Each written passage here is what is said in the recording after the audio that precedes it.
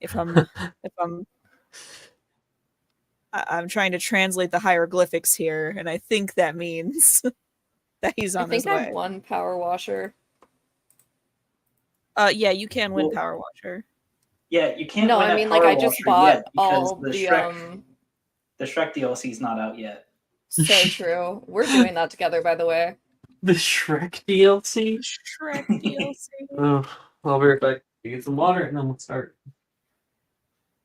You know what? I Actually, I meant in the sense that, like, I bought all the shit for the like top tier equipment. oh yeah, yeah, it's so much better. It is. Oh my god.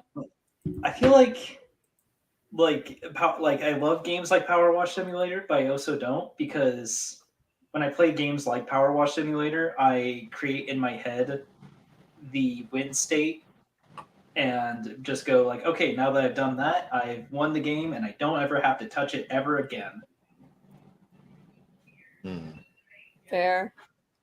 Like, Speaking of that, I actually played what's it called? Squirrel with a Gun. It's interesting. It's not terrible. It's just a fun, goofy thing by a very small indie developer. it's very it like I haven't played it myself, but it reminds me a lot of just from what I've seen of Goat Simulator. Yeah, it doesn't have the kind of like crazy stuff that you can do with Goat Simulator, but it does have different guns and it does have unique ways of getting around. So I'll give it that. Right. Let's do this. Woo! Customary woo.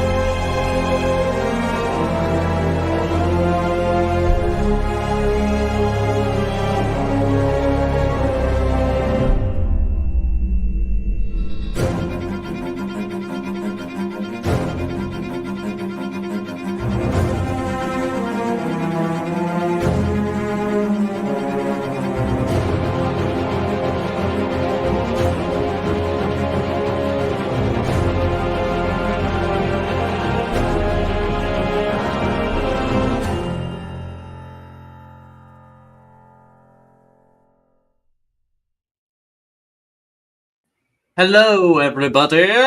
Welcome to Friday night.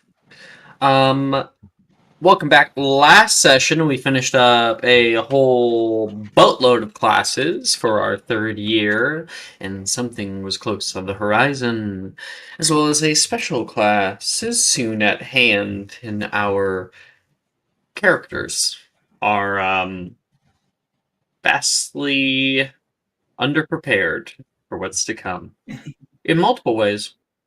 How funny. But we're going to start a new day here at Hogwarts. The time right now is beginning to drone along. Days have turned into months now, and the end of October is close. You can feel it on your very fingertips, taste it on your tongue through the candy that you eat.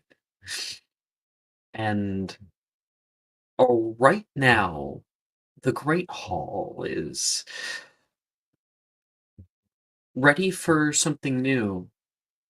Many students are gathering around for a little event that was put on by the faculty, Hagrid especially, advocating for it. You can tell because many of the posters that were put up advertising the event around the school were misspelled or with backwards letters. But a lot of people have shown up, and so the tables kind of become this sparse. Maybe 25%, a quarter of the student body are here right now. And friends gather up together. Pumpkins rest on every single area around here. Pumpkins of all different shapes and sizes. Some that look quite large, some that are smaller, some that are just teeny, teeny, tiny. And there are people who are using their wands and other people who have opted to use the traditional method and then normally get fed up with it and use their wand anyway. With Sorry, I think somebody knocked. Once.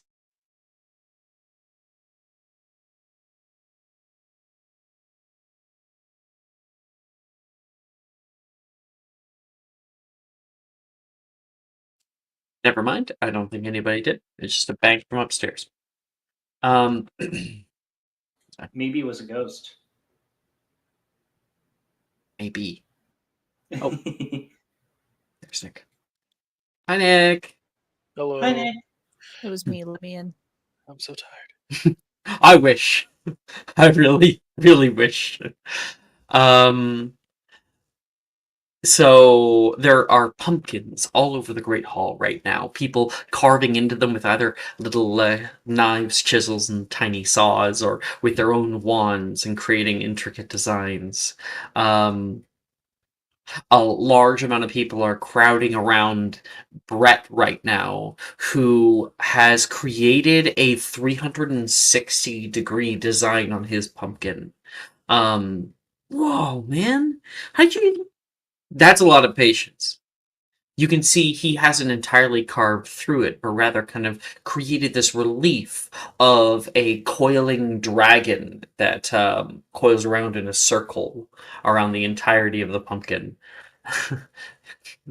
um, and that's kind of happening just down the way. He's showing it off to a few other people, and nearby, Billy's like, "I really have a knack for this stuff, Brett," she says with like a kind smile. And as for the rest of you, you guys are together with a few friends here and there. Rin nearby is listening to the Walkman that she's been able to get going, and is like, and is carving into her own little pumpkin. She's got a bit of a smaller one that's white on the outside. And also nearby, Juniper is like carving like kind of hippie flowers on the outside, and has this tiny cute little face that she's creating. Also nearby, other friends like Wilfred are creating the goofiest faces on theirs. All the rest of you, though, we want to see. Dove, what kind of pumpkin have you chosen from the interesting lot? It's like a bit of a larger pumpkin. And it's one of those ones that has like a growth of like another pumpkin on the side of it. And she's sort of like heaved it over and like slapped it on the table, probably creating such a mess. And she is currently making like a mother owl and a baby owl. And she's just using like little tools, like just her tools, and not really using her wand. She has pumpkin guts all over her. There's ginormous like punch bowls filled with the guts that people have to take out. Problem is, there's really no spell for it to like take out said pumpkin guts. You can use Defendo to kind of cut them away from the wall, maybe Wingardium Leviosa, but like it's no perfect science. That's the one part of the pumpkin that everybody has to get a little bit down and dirty with. So Dove is just like covered in them. Are we talking like on like your hair, your shoulders, your arms, or are you just like all over your hands? Oh, like maybe a lot like on her hands and like up her arms. Thankfully, like she's rolled up her sleeves. And she has like a little like apron on, just a little bit, and there's like some splattering of pumpkin guts on there, but she's clean but a mess. You. Okay, no, never mind. Bah, yuck. Janice is next to you. She has pumpkin guts on her, and she like is like has to hold her wand oddly in one hand. Scorchify. She's gonna try to without holding her wand correctly. We'll see if it works. It does not. Her hand begins growing green moss. No! Honey, do you need me to get the guts out for you? Don't you call me honey. You should not have invited me here. I should It's not have done fine. this. It's fine. Hold on. Let me grab it. I'll get your little tiny pumpkin and I'll take the stuff out of there for you. Yeah, camera pulls out. It's the smallest pumpkin. She wouldn't pick a big pumpkin. Pick a tiny one. Yeah. You get up to go get some supplies, and you walk past Nox. Nox, what kind of pumpkin have you chosen, and what have you worked on with it? Oh, and Dove, because I do want to do this, please make me a performance check. Your description was just so good. Okay. I think I think Nox got like one of those big fat pumpkins, like the ones that kind of look a little bit bloated, because Mm. Nox wanted to, like those pumpkins where they don't, where they like shave off some of the pumpkin instead of cutting all the way through because Yeah. you put a candle Create like a through. shadow. Yeah. Yeah, so Nox is trying to create sort of a landscape because with their art they've been practicing a lot of like character study, and so like, oh, I should probably also try and practice backgrounds as well. Ooh, okay. What kind of background are we making? Ooh. Well, it's a pumpkin, it's Halloween and stuff, so I think their thought process is that they're like, oh well, I'm gonna create sort of this spooky landscape, but for Nox, spooky is kind of like this big wheat field with like a barn in the distance, like So one of those type of pictures where it's just like there's something hiding in this picture. It's a farm at night. Ooh. It's a farm at night, but what's in that farm though? A werewolf, possibly. Annie, There's a crescent moon. Have you seen her played The Until Dawn? unknown. I've seen Until Dawn. I've watched playthroughs of it. Like, it reminds me of the therapy sections where it's like there's like a legitimately a picture of a barn in like a field of wheat, and it's like, would you stay Yeah. here alone for Yeah, a week? like that. Like that exactly. Like that's sort of where Nox is like, that's unsettling. No, I would not stay there alone. So Dove, you're walking by, and the like paper towels or whatever are right next to Nox, and you head over there and see this thing that they're working on. Whoa, Nox.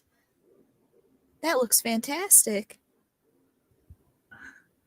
Well, I appreciate it, but it is still practice.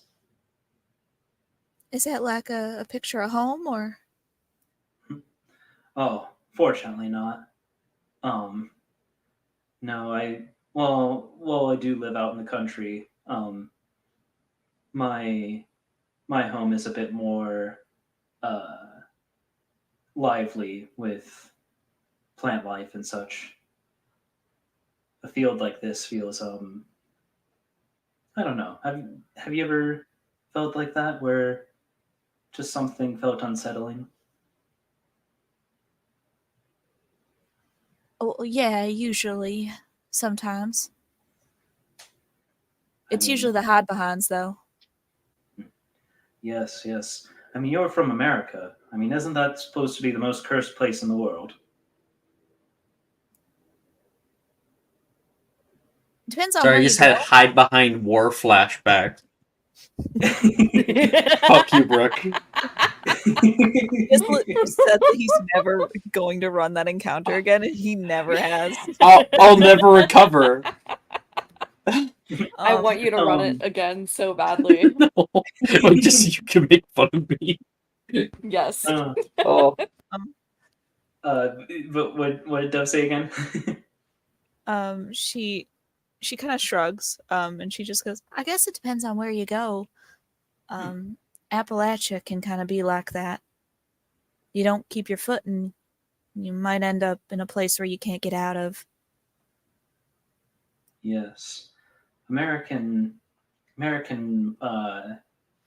monsters definitely seem a little bit more vicious at times, just from what I've read. Vasa, on the other side of the table, you can overhear Nox say this.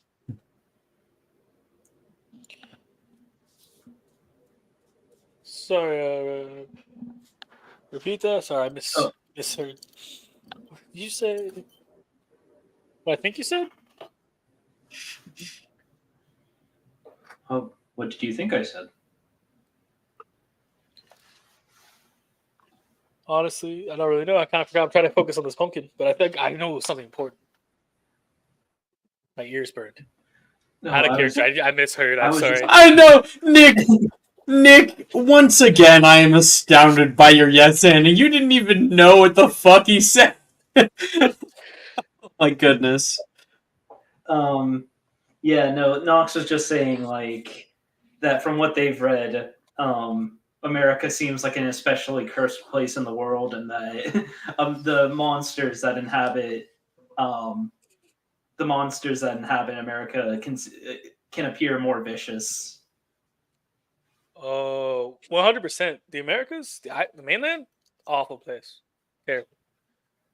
The monsters, the humans, everybody. It's the islands is where it's nice and calm. Well, I was going to say, I mean, most of the humans from America seem nice. Yeah, they're nice when they're not coming for vacation every 5 minutes And stealing rocks. and stealing rocks. Who would ever steal Stealing anything? That'd be rocks. terrible. At least they mail them back. Hey, they're just doing what they've always done. I mean, they stole Hawaii, so Take a rock, take a creature. It's whatever they want. They just take it. The mainland is. Well, I guess I'm in no place to judge. I mean, I'm pretty sure we, the Brits here, are sort of the original thieves. We did kind of try to steal everything in the world. Yep. Deep down, we wouldn't have the Americas. We wouldn't have lost Hawaii. So it's the Brits' fault. you just trail it back, and then the Brits are like, no, it's just our fault. It's the Romans, the Italians' fault. Yeah. Uh, The Rome's like, well, but what about Greece? And Greece is like, Dove's like, somehow- that's true. Damn mainlanders. I know, just stealing whatever they feel like it. He's gonna give you a little like nudge. Imagine stealing a rock. Imagine. Imagine At stealing least a the creature. ones that don't. You would be surprised how many creatures end up on the black market, stolen specifically from Hawaii. Yeah. oh, terrible. Dub, are you coming back anytime soon? Janice is yelling. I'll be right back there, Janice. Okay, I need these paper towels, and I'm just gonna go. See it, and she like books it. Hi, Bye. Janice. Just like the idea that she's been like just immobile the entire time. No, and I feel like Knox kind of like very cutesily just like leans forward to wave to Janice, like, "Hi, Janice." She does not look at you. Hey, can you take She is mine too too? preoccupied. I got you. Why'd you do this? Put your arms out. I said I'd do it for you. Can you take And some of mine too? Vasa, what kind of pumpkin do you have, and what are you carving? Oh, and Nox, make me a performance check for yours. All right. Yes. Did I hear Jess's performance? You didn't, but I thought maybe you were calling for performance checks later. Give it to me now, and then we'll give Nick some Uh, time to think. Oh, I have a Installing for Nick. I know 16. 16. Nice. Annie? I know this might be silly, but can I get an inspo from someone? I'll give it to you. Yeah. Oh, never mind. Me? I'll give it to you. Well, thank you. What the fuck? The dice tell us. Is it weighted? You know what I hate is like when you're carving a pumpkin and like you have this really intricate design and then you realize maybe some of the sections are a little bit too delicate, so like the pieces are like falling off and you're like, I don't know what to do. Well, you're doing the thin I part, would, so you just went too thin, and then you're like, oh, let me put a little bit more, and then you scrape off a part. Mm-hmm. Ash, what were you saying? I was just saying I would have given you one, but I had used all of mine in the final session of Thursday Shut night. up. But yeah, Session 73! yeah. I wouldn't Kick watch it, but ass. I haven't made it there, so I can't. Don't watch it. All right. So I picked up a really a good sized pumpkin, and then I picked up a little baby pumpkin too, and I used some weird magic that I'm not really gonna explain, but basically I made it so the stem of the big pumpkin goes out and then attaches to the little pumpkin, so it's hanging above it in front. And I start carving like big teeth into the big pumpkin, get some nice thin eyes, add some fins, and then I make it so the little pumpkin like has a big bright light in the middle. So You like carve chunks off from the inside and then like stick them with like epoxamize to the outside to make fins. yeah, I make a big anglerfish with big teeth. I love that. And Orchideus can help you to make the little stem do what you were looking for. Yeah, and then like the little pumpkin glows, so it's like trying to attract other pumpkins. Oh, that's good. Oh my gosh, that's so cool, Nick. Nick, that's a great idea. Inspiration immediately. Yay! I'm gonna Why use is it Nick as always motivation. on fire? I can't. That's awesome. Make me a performance check. Awesome. A performance check. I'm not good at those. Another one. Oh, wait, why am I editing? Don't edit.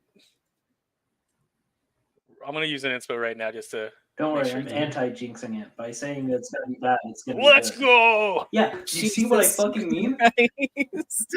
I take away my inspo, but you know what? It works. Yeah, What did you get? I got a natural 20 for a 29. Oh, yeah, man. From a... you- Oh, Nox, you got a nat You see one. what I Oh, I mean? didn't even see that. Wow. I anti-jinxed you, Nick, by Yeah, it's by the saying duality. it was It's the gonna be duality of bad. people. We have to. Bosses is One must fail. amazing.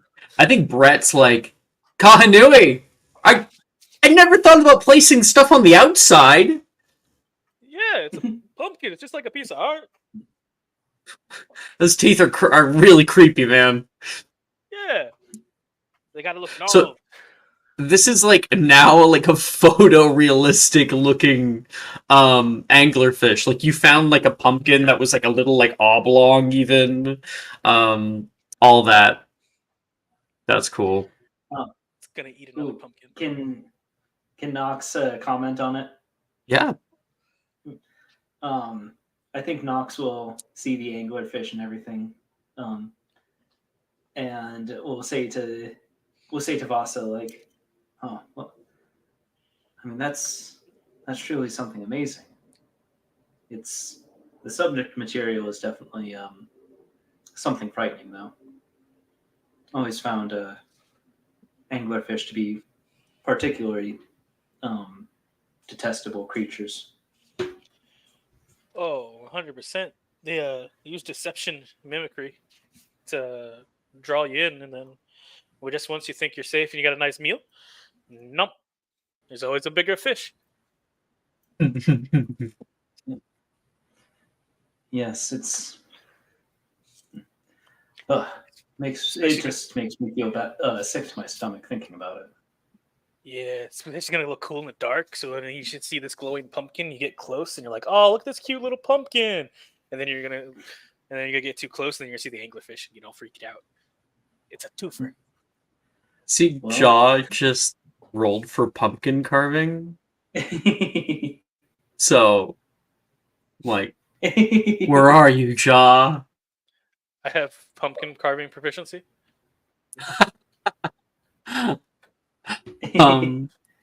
That is really, and like Vasa. Wait, what's your No, total, Vasa? 29. Sorry. Was I cutting something off? Go ahead. No worries. Oh, just Nox was gonna say like, well, I'm already frightened by it. Truly masterful work. Oh, thank you. I don't really get to do scary things. I'm usually always trying to make something cool and relax. You can hear music coming from your left-hand side there, Knox, and Rin like takes one headphone off and says, Knox, your pumpkin. You look down and you can see it's like starting to fall apart. Let me help. in in Adam in animate no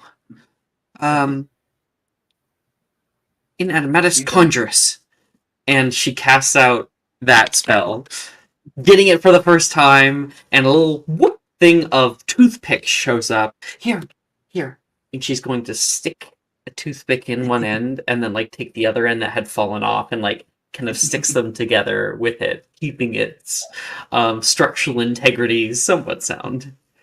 Rin, I would be truly lost without you. Yeah, you can't do much more. No, I'm not gonna say that out beforehand. She says, "It's okay. We'll have a little bit of off days. I see what you're going for, though. It's like a nice, quaint farm." Yes. It's I haven't done something like it before, so I thought I'd practice.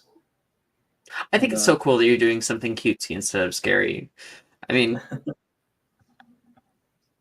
Liam, can I have a snapshot? Don't give us the whole thing of what you're working on. Is it scary? Is it detailed? Is it what? Give us some tags.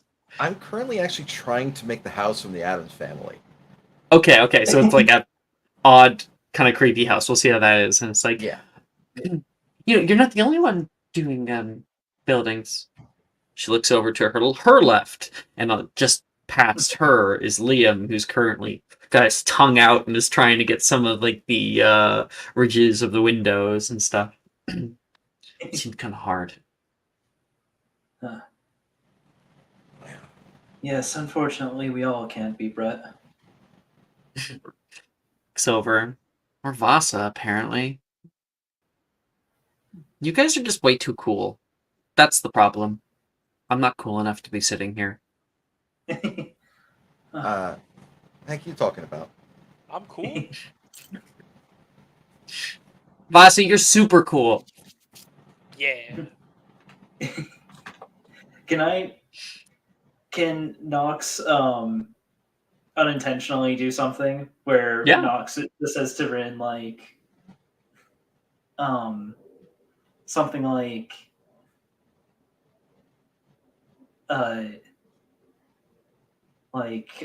says to Rin like, it's like, Rin, you're completely irreplaceable. We would be much lesser without you here. Not realizing that they're invoking a role. Mm-hmm. Totally. Happens all the time with Nox. It's an important part of the character. Nox That is a success, but she blushes anyway. Stop, she says, and she pushes you.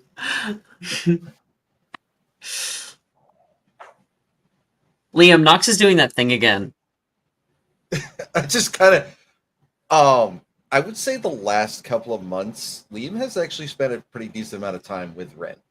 So he kind of like shoots a glaze over to Nox and just goes and just like nods down like the whole stop it. I'm incorrigible. Yeah, you are. Unfortunately, I wish I had a fillet knife. Can't get these windows done. You know, I've been speaking English nearly my entire life, and whenever I talk to you two, there's always new words that are coming out. Oh, What's a it's when you fillet? use like a knife that you usually use to go ahead and like fillet fish and everything. Like really thin and small. Dad used to use it to go ahead and Fillet. Oh, I thought a fillet was something else. yeah, nah, Sounds like sorry, a it's tool. You yeah. keep one of those in your home? Oh, yeah, of course. When we go fishing, it's Boston. What are you gonna do? You Damn. should know above anybody else, Vasa. More than you know. In character, at least. But no, your Oh, stuff's well. looking really good though, Ren. I like it a lot.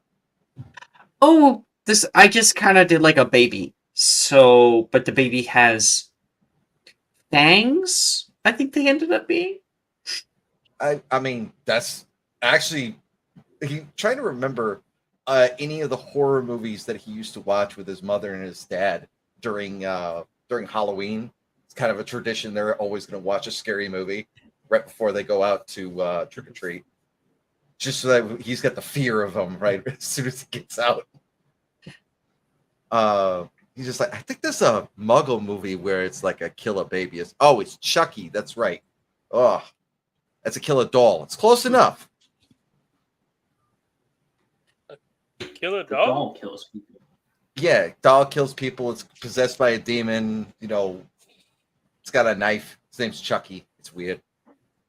I got scared when I was like 8 years old seeing it. Is that like the movie? Like it's a horror movie? Is that like Jaws? I heard that No, was a no, no, no, horror no, no, movie. no. No, Jaws is a horror movie. No one tell you any different. Knox. Rin leans over toward you and whispers in your ear. She says, Liam always starts rambling about movies whenever he gets nervous. Um, Knox will say in response, like, "Huh, I hadn't noticed, but I'll keep an eye out for that now." She kind of giggles. Um, Elsewhere on the table, something up, Annie? just that Knox would just finish that off by saying, "Your pumpkin's looking nice, Liam. I'm sure it's going to end up amazing." Yeah, I'm actually trying to figure out a way to put a small jinx on it, so that way when I snap my fingers twice, it lights up, kind of like the show. Oh wow. You want me to do a performance check real quick? Yes, please. All right.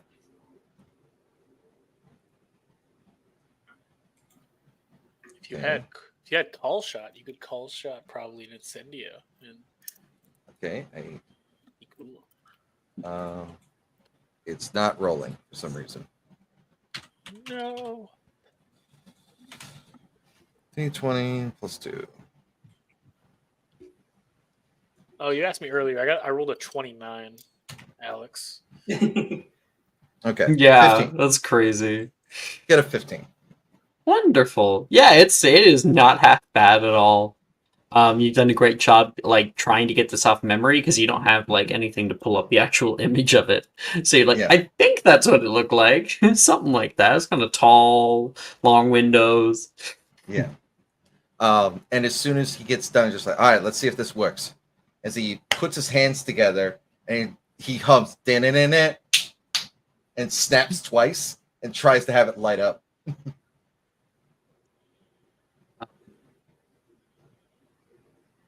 Oh, okay.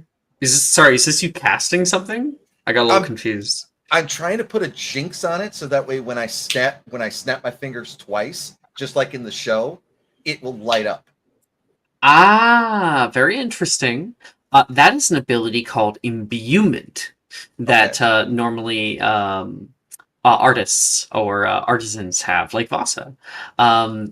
Now, normal people can do imbuement. In third year, it's a little rare. Why don't you make me a spellcasting ability check? Okay, and we are going to do. So let's go ahead and roll d20.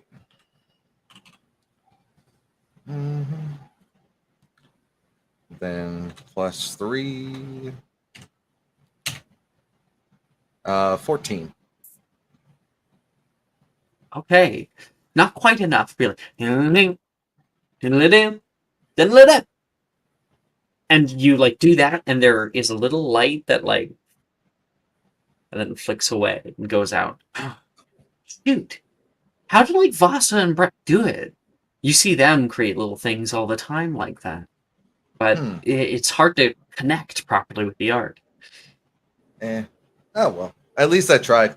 Worst case scenario, I put a little tea candle in there. Victoria nearby, you can see what Liam's trying to do. Seems a little far fetched. Exactly. Sorry. What are you trying to do here?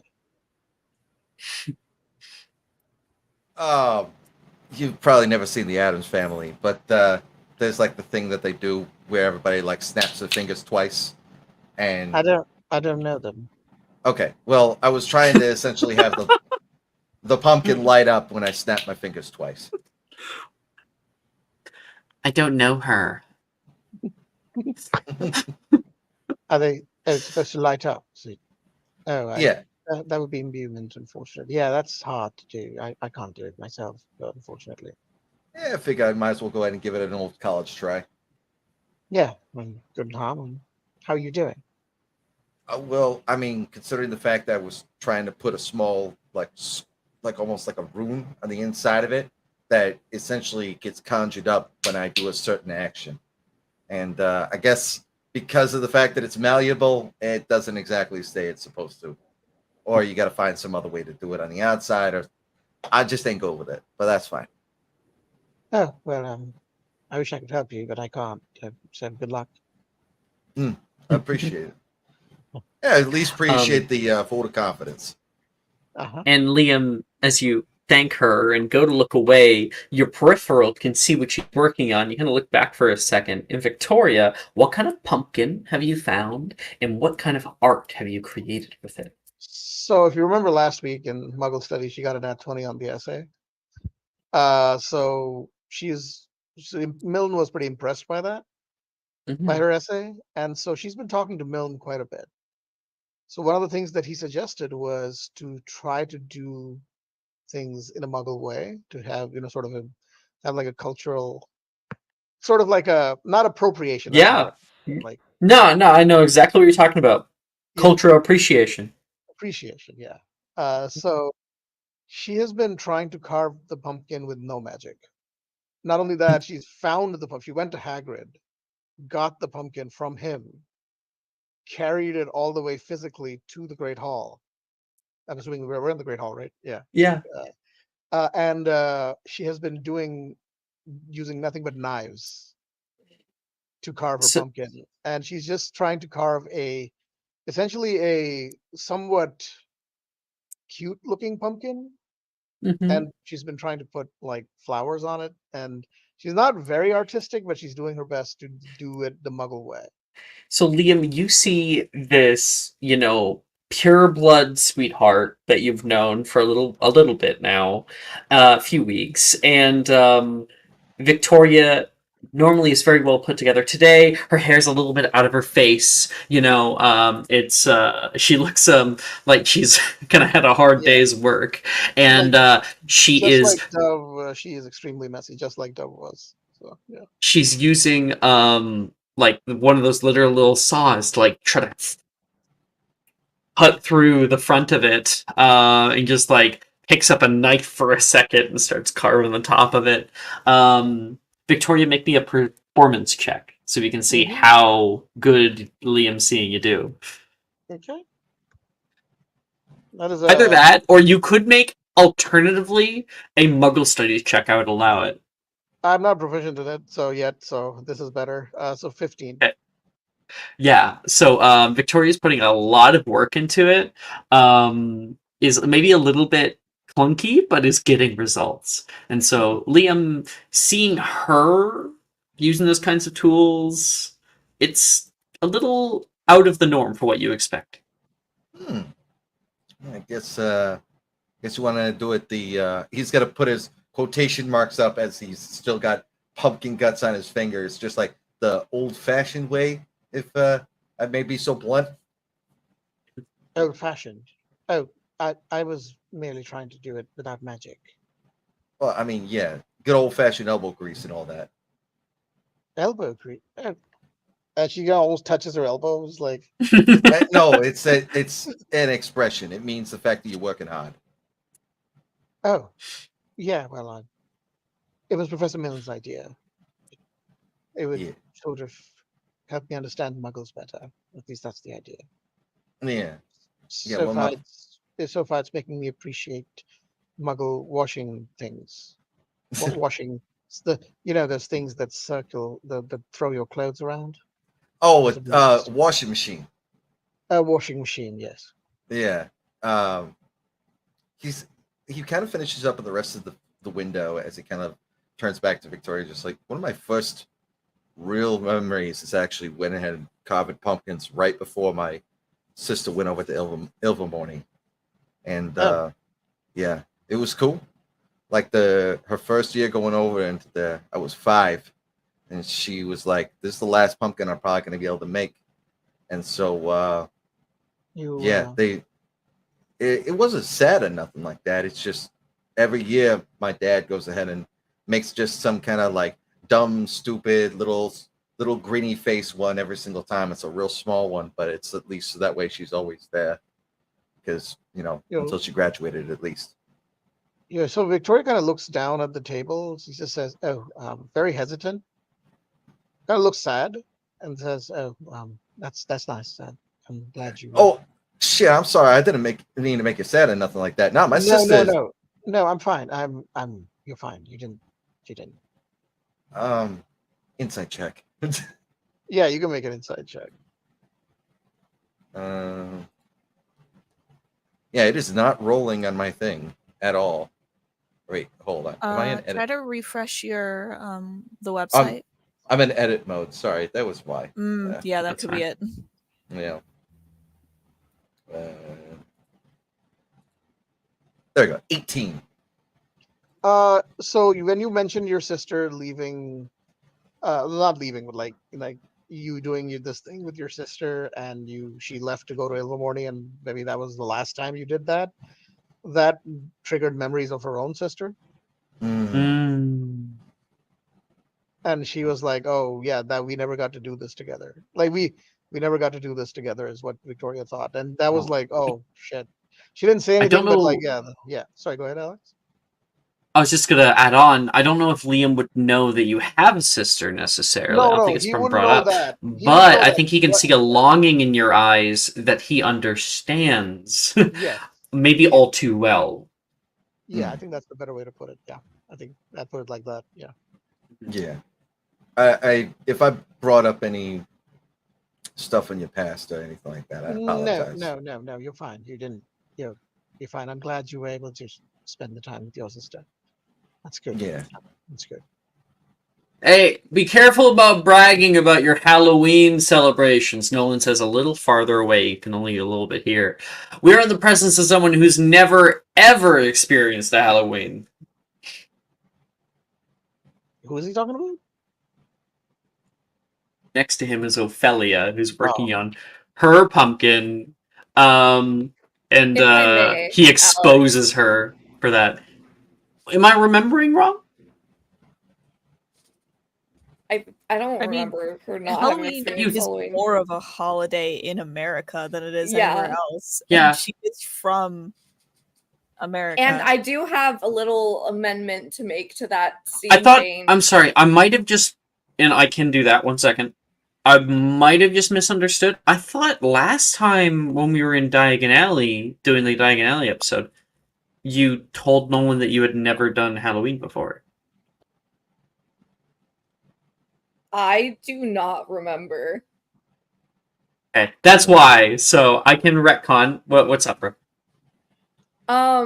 Ophelia is currently protesting the needless butchering of these plant carcasses.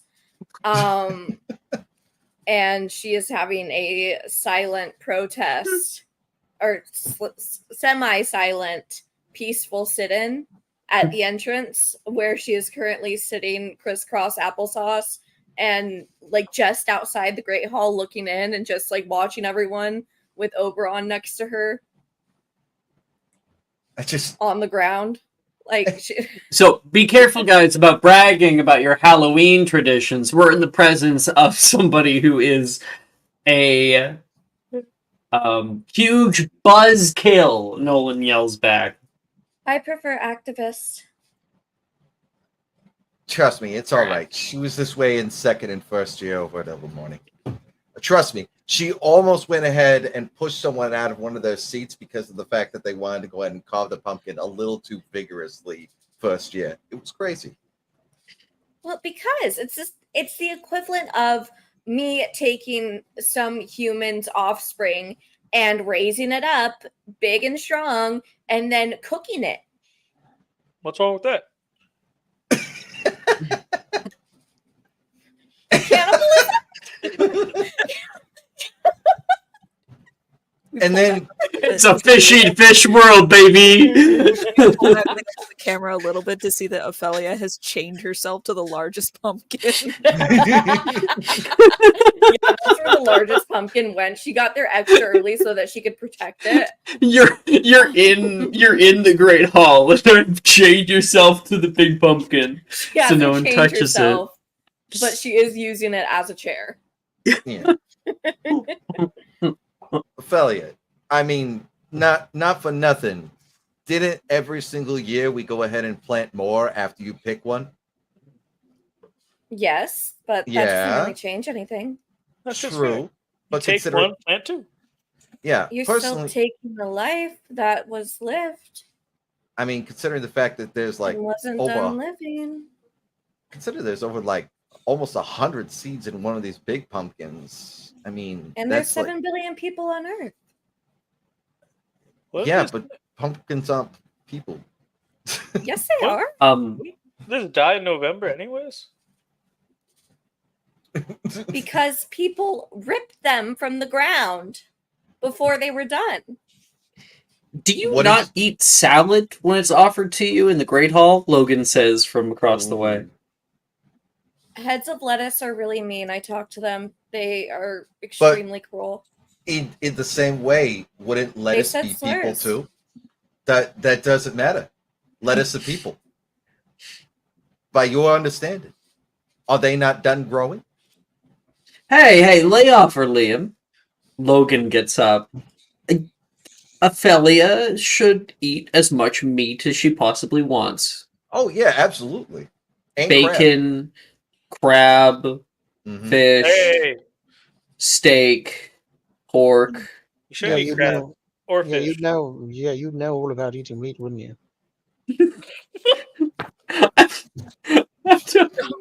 I'm trying to take that and let's. I think that's a bit too adult of a joke now. You're probably right. Yeah. Retcon. Yeah, let's retcon that. Mm-hmm. Sorry, where were we? So he's like, let her eat as much of that as she possibly wants. I mean, I've loved the kitchens. They always send up some of the best delectable meals up here. Oh, true. I'm happy you're enjoying yourself. Oh. Who do you lose? Ash.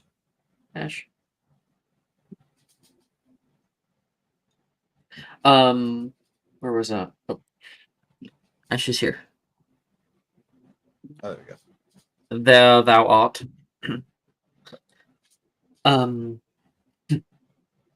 Nolan says, is that why you wouldn't eat the mashed potatoes? She was always weird about mashed potatoes. They have a weird texture too.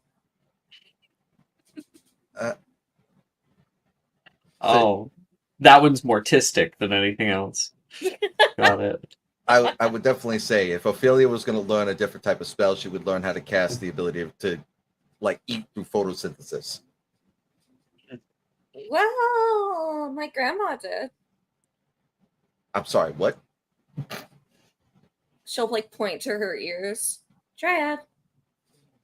Fair. Wait, what? Nolan says? He's never heard this. You're a dryad? Oh, well, quarter. Yeah. Interesting. Grandpa G didn't really like humans. They suck. Guess you learn something new every day. Yeah. Ophelia, there might be a second reason why you don't like jack-o'-lanterns. I see. Also, out of character, I had this super cool idea that I wanted to present to Brooke. And normally I do this in the hidden, but I don't want to lose it. Okay, Brooke.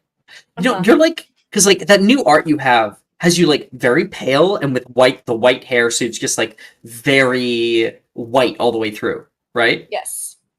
There is plant types that I learned about a long time ago, and I was always like so amazed at them. They're albino plants, and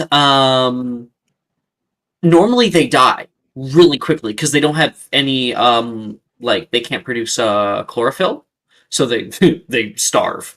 But sometimes they survive by connecting to the roots of other large like mother plants around them. And it's really cool because you'll see like a white bush or something, and they can exist, and they're kind of like plant vampires. They're like, and just throwing that idea at you for the dryad thing because you're all pale and everything. I love that. It's cool. Yeah. Fuck yeah. Back to it. Ophelia, what are you? Oh no, you're not working on anything. What am I thinking? I'm protesting. Right. Yeah, you're protesting. Me and Oberon are looking at everyone and we're judging severely. Can I like roll intimidation?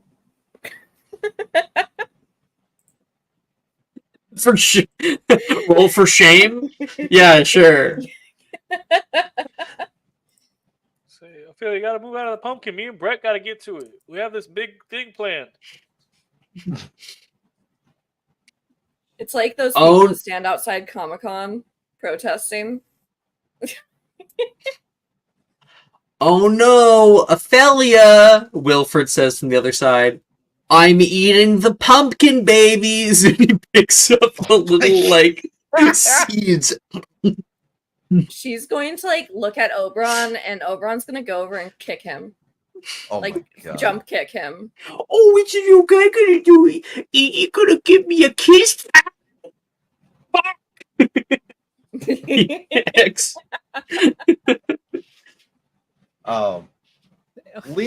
Liam will actually take this. He would know Ophelia more than almost anybody else, and he'll kind of see that he's done with this pumpkin, and to kind of at least limit the amount of people that are causing her distress. And he'll kind of read the room and just go, I'm done anyways. It's all good. I just got to clean up, and then I got to work on my costume afterwards. I got to find a bronze breastplate. Or something like that. Something I'd be able to move around with. Oh, I was gonna ask you to do fairy costumes together, Rin says. Fairy costumes? No, I'm going as Hercules. Oh. Wait, Did anyone in this game, did anyone agree to go as fairies with her already? No. I don't think we... Yeah, that didn't happen this time. I was gonna go as a fairy out of character, but I think I'm gonna change that because she already goes as a fairy. Yeah. We'll actually consider it and just go, you know what? I can make a buff fairy work. She almost like you can see the air rise in her lungs and she kind of like stops herself from laughing. No, I'm serious. Janice has been cleaned off thoroughly. She's looking out at this. Maybe I should just join Ophelia at her crusade, she says to Dove. Yeah, you can hold the sign that says, "This is who you're killing." It's a pumpkin seed.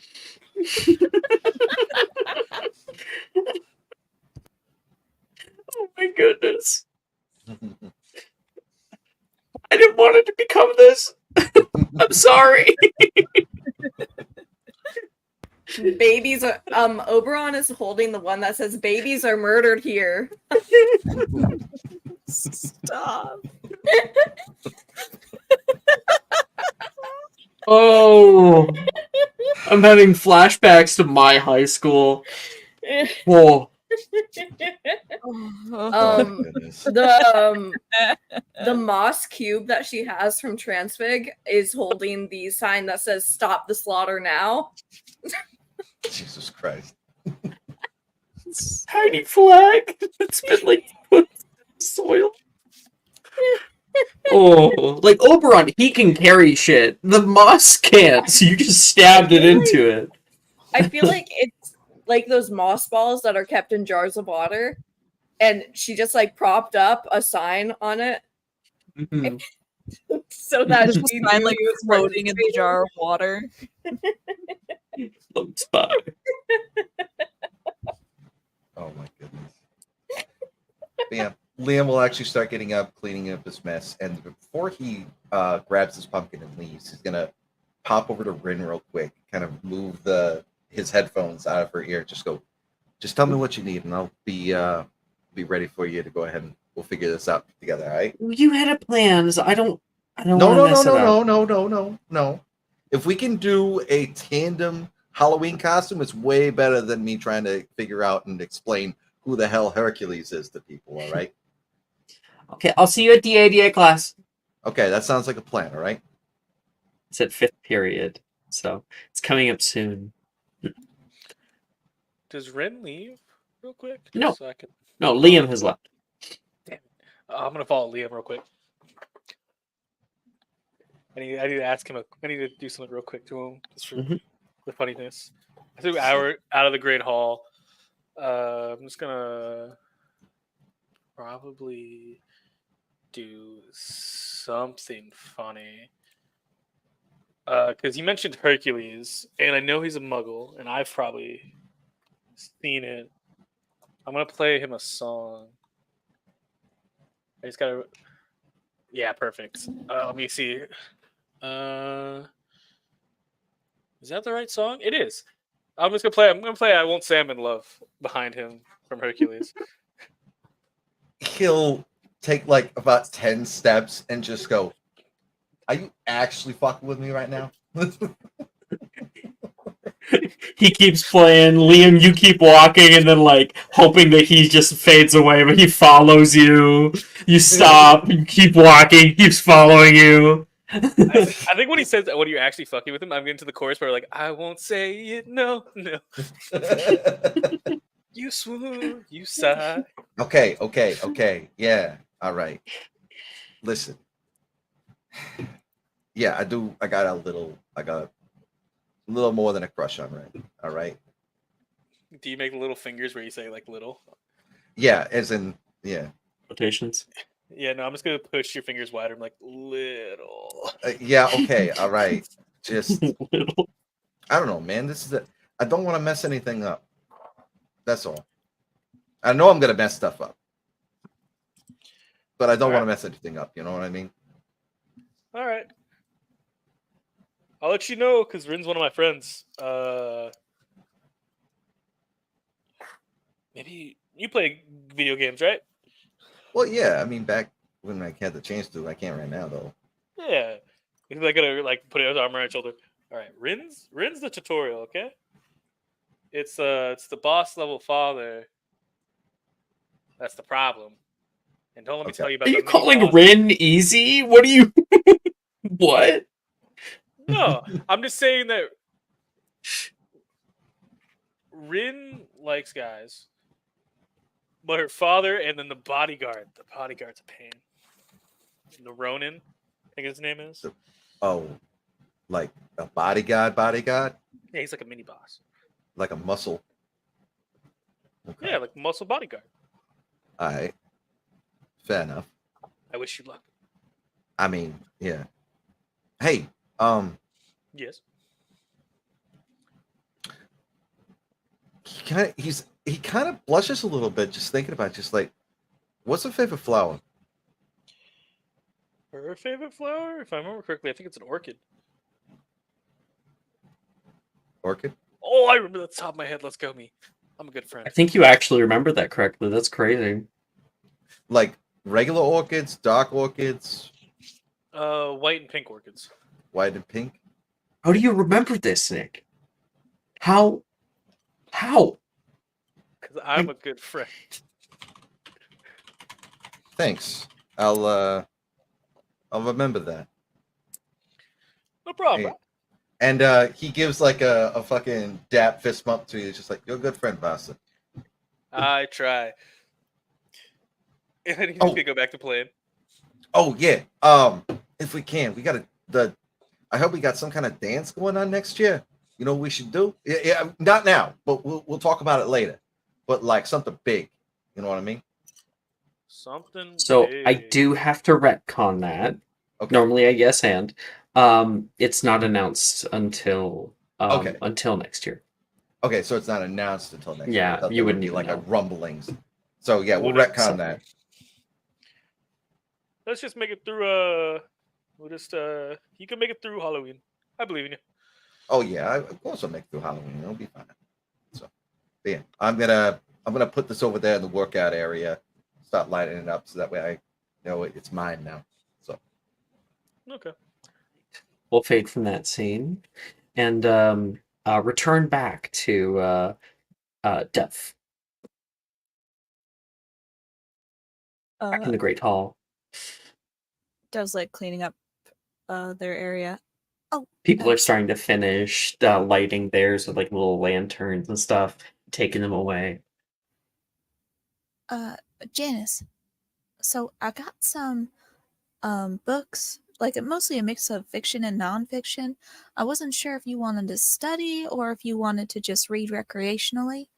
I also managed to get some candy. It's not great per se. I think they might be saving some in Hogsmeade for the event, but You're still going through with this? I mean, yeah. I'm telling you, it's not going to be fun. I'm not fun. Janice, you don't have to be anything but yourself. You know that, right?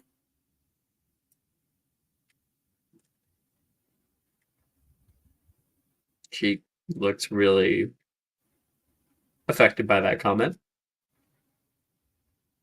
I'm just saying, you should have a good time tomorrow night, like everyone else is.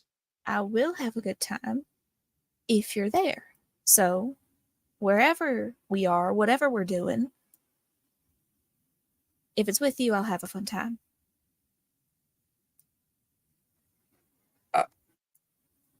Okay. She doesn't know what to say. She doesn't know how to take these kinds of comments. She's never received them her entire life. And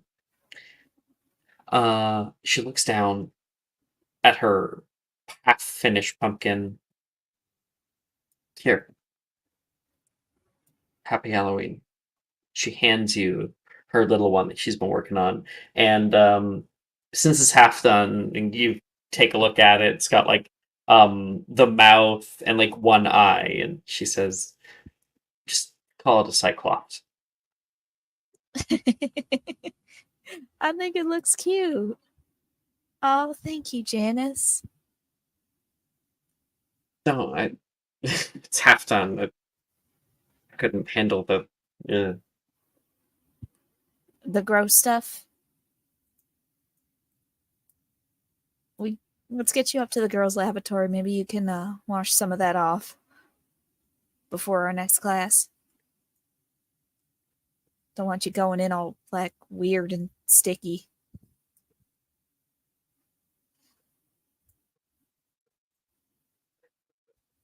little insight that I just thought of, and that I found it to be a little profound about Janice. And I could be off base, so I would like Brooke to tell me if I'm wrong. But like everybody says like Taylor is kind of like Tism vibes, but actually I think Janice might be a little more in many aspects. She cares very much about like her routine, cares very much about like where she's seated in like a certain place because it's like the perfect conditions for her to focus. She is like hyperfixates on topics and likes to like get as much information as possible. She got icked out by a weird texture because I could totally see her getting that. I think she kind of fits. What do you think, Brooke? My off base? Maybe. She's more so. She's less socially like. I hate to use the word impaired, but less socially awkward. Yeah, that is true. That is true. And she's more comfortable in formal settings than. Mm-hmm. Yeah. Yeah, that is the one thing that X-nays it. You're right. Thank you. I was considering the other things though. No problem. Okay. Janice gets up and she says, "I'll think about it. But if I choose here, I'm not doing anything. Okay? So be warned." You'll think about it. Like, you mean going? Maybe. Okay, all right. Dev is like trying to manage her excitement. She doesn't want to like explode on her, and make her like feel really awkward about it. So she just like holds back. I'll respect whatever decision you come to. And I think her decision is actually going to be impacted by the upcoming class. So that's interesting.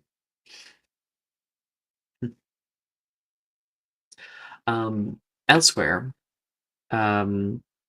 Victoria, is there anyone you want to talk to? You can see everybody. Many people have finished doing their pumpkins. They're starting to show them off to friends. You finished yours. Probably Wilfred, if I can. You walk down the way and you can see Wilfred joking with Juniper for a little bit and give him a little tap on the shoulder. Vicky Icky, hi.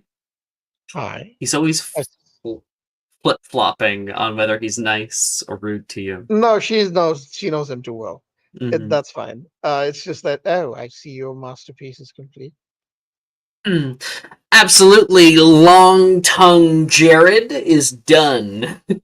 You can see this guy with eyes that are really, really close together, a huge gaping mouth, and then he's taken pieces of other pumpkins and created this long tongue that sticks out of the pumpkin.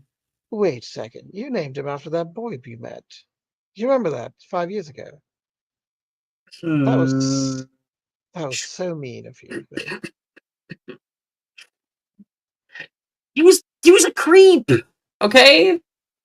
He was 4. Weird. He was 4. He stared at me in my eyes, and his eyes were soulless. He's an infant, Bill. Punt him across the carpet market. I'll punt him across the carpet market. Fine. I just wanted to know if you plan on going to Halloween. Am I planning on going to Halloween? No, I was thinking about just having a nice lay down with a bubble bath. Yes, I'm going to Halloween! Come on. Alright, you don't have to yell. Alright, fine. I was wondering if you want to go together. Victoria, It's fine. I understand. And she will start to walk away. Wilfred lets you. Yeah, she's gonna walk away. Takes a deep sigh. On his way out, can I grab him? Wilfred? Oh, Wilfred hasn't left yet. It was Victoria who's leaving. Yeah, just as a note for later. Okay, totally. Knox, is there anyone that you want to go check what their pumpkin turned out to be or anything? Yeah, sure. Knox will go talk with Levi. Levi has been working on his. He's kind of had this like own little section so no one can see. You come over and see the weirdest looking thing. I'm gonna quickly. Okay. Yeah, it's not very good. So, out of character is Inuyasha. But like the face is like a little bloated. It looks like a bad drawing of Inuyasha. Oh, hey, Oh, I Nox. love Just putting the finishing touches on her. I think. Hi, Ja. What's up, fuckers? Howdy, howdy. I think Knox's comment on Levi's bad anime Inuyasha drawing would be would be Levi, you're a person of many skills. Thank Pumpkin you. carving might not be one of them, but Bitch, back up. Says.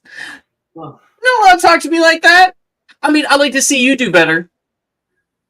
You have your pumpkin with you. Well, yeah, Knox will be just like, fair. I can't. My You place my it down and you show him the nat 1. the, Okay. Yeah. Are you projecting? Is that what's happening here? you know me and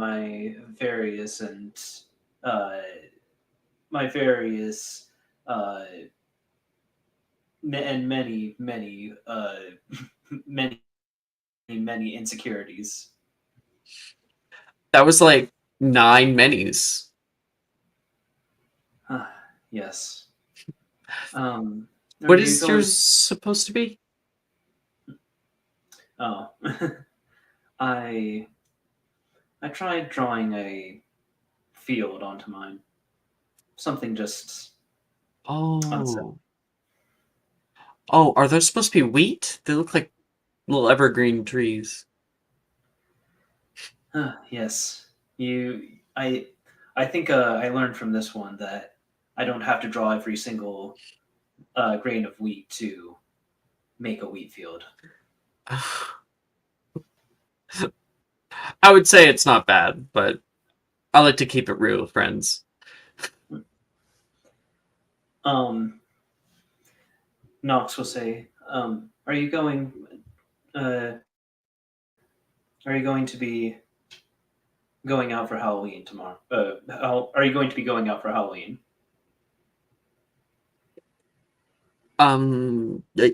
Well, I was thinking about it.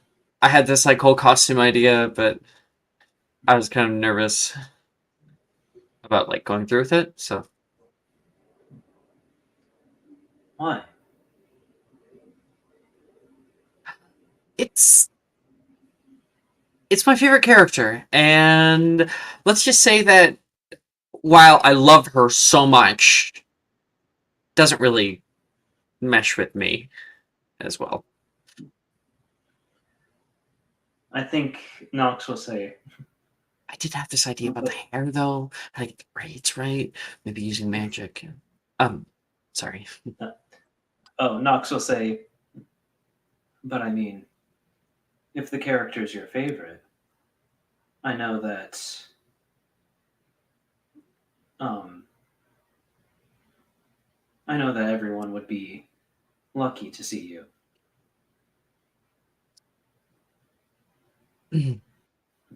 Let me guess. And Knox is gonna like rest on their hands, like put their elbows on the table. Um, can I try rolling insight? Sure. Insight check, go. I didn't get that one. What rolled a did you 7. get? Okay. I'd give you advantage, more specifically due to gender expression. It just kind of makes sense. Okay. Yeah. Come on inside. Woo, that's way better. 22. Yeah, you can definitely tell that this character is probably very feminine, and the outfit contains a dress. There maybe like a skirt or something like that that often boys feel a little uncomfortable in. But you can tell, I think with that high insight, you can tell that there's a genuine desire just for Levi to enjoy something like that, and it's not that Levi cares; is that he cares what other people think, and he's worried about what other people think because he comes from the Muggle world. I think Nox will say, I've got a good idea of what it might be. Maybe I'll, who knows? Maybe we'll be matching. Or I'm not, maybe we'll be from the same series even. I'm pretty good at guesses like this. Nox, when did you hang out? Did you downtime him? I've timed Levi either successfully 2 or 3 times. I forget. Cool. Yeah, totally. So cool. You probably know the shows that he watches, so you know one of them, and that character comes to mind. Wait, how are you going to do that in like one day? I have my ways. Oh. Nox will say to Levi though, but you should do it. I don't think you should worry so much about what others will see, rather how you'll see yourself.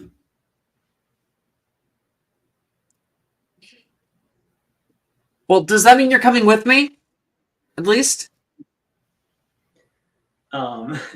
Nox will get up and start to head out and, say to Levi as they're starting to walk to class, like, we'll see.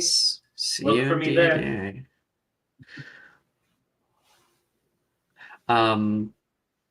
Ophelia, as people are exiting out, Wilfred has like one pumpkin under his arm and is walking with Nolan for a little bit. Nolan has his arm around his arm to guide him. The two of them are gabbing about something.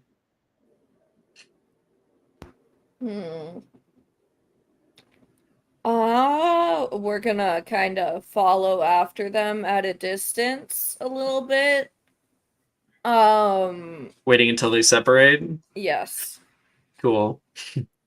So you follow him down to like the very top of the stairs, and Wilfred helps Nolan like find the railing really quick, gives a pat on the back, and Nolan like waves for him and heads down, and he turns around and do you want to not be seen when he turns around? No, I'm good with being seen. Okay, so he turns around and how'd the protest go? He says, taking a right-hand turn up the moving staircases. She will look at his pumpkin and like wrinkle her nose at it. It did not go as expected, obviously. Oh, but he's just so cute. That's a corpse. Aren't we all? He keeps going. You follow. No? She'll like kind of do a little half jog to catch up. I wanted to ask you something, actually. Whatever it is, I didn't do it. Okay? It wasn't... Okay. It's about Nolan? Oh! Okay, sorry. That answers like 90% of most of the stuff that I get asked, so. Okay. You're very odd. Yeah, you are too. Congratulations, miss. I like to think that it makes life a little bit more fun. I'm sure it does for you. Anyways, I I'm going to Hogsmeade with him. And I was wondering if you're friends, and so guys talk, or I think. Um, if you have any tips or anything. Tips. Insight check. Helpful information. Oh. I get it. You're trying to figure out what to get Nolan for his birthday. Mm. Mm-hmm. No. Well, you're not going to get the answers out of me, okay? Mm-hmm. I was actually thinking more along the lines of rather than birthday, perhaps a more commercialized holiday, Christmas. such as one in February. Very funny. There's no holidays in February. Do you know when Valentine's is? What's Valentine's? Oh, you guys don't celebrate Valentine's here? They don't. They do, of course, have a different thing, so... But anyway. It's No? a romance. Anyways. It's a what? I'm asking if you have any tips for perhaps wooing someone, such as Nolan, hypothetically. Hypothetically. Hypothetically.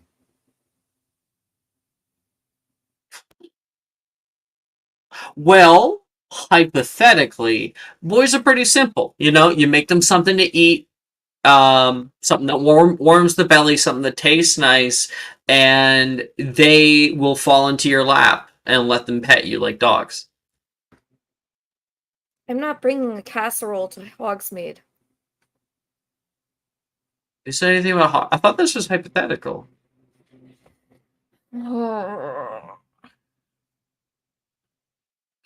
He got a 3 on his insight check.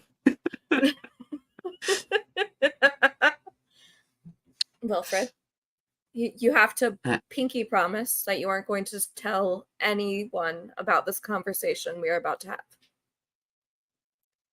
Ooh, secrets. It's a pinky promise. I know what a pinky promise is, Ophelia. It's incredibly serious. I know Juniper's maybe do like 5 of them, and I've only broken it like never. You break your pinky promises? No! You just admitted to it. No, I didn't.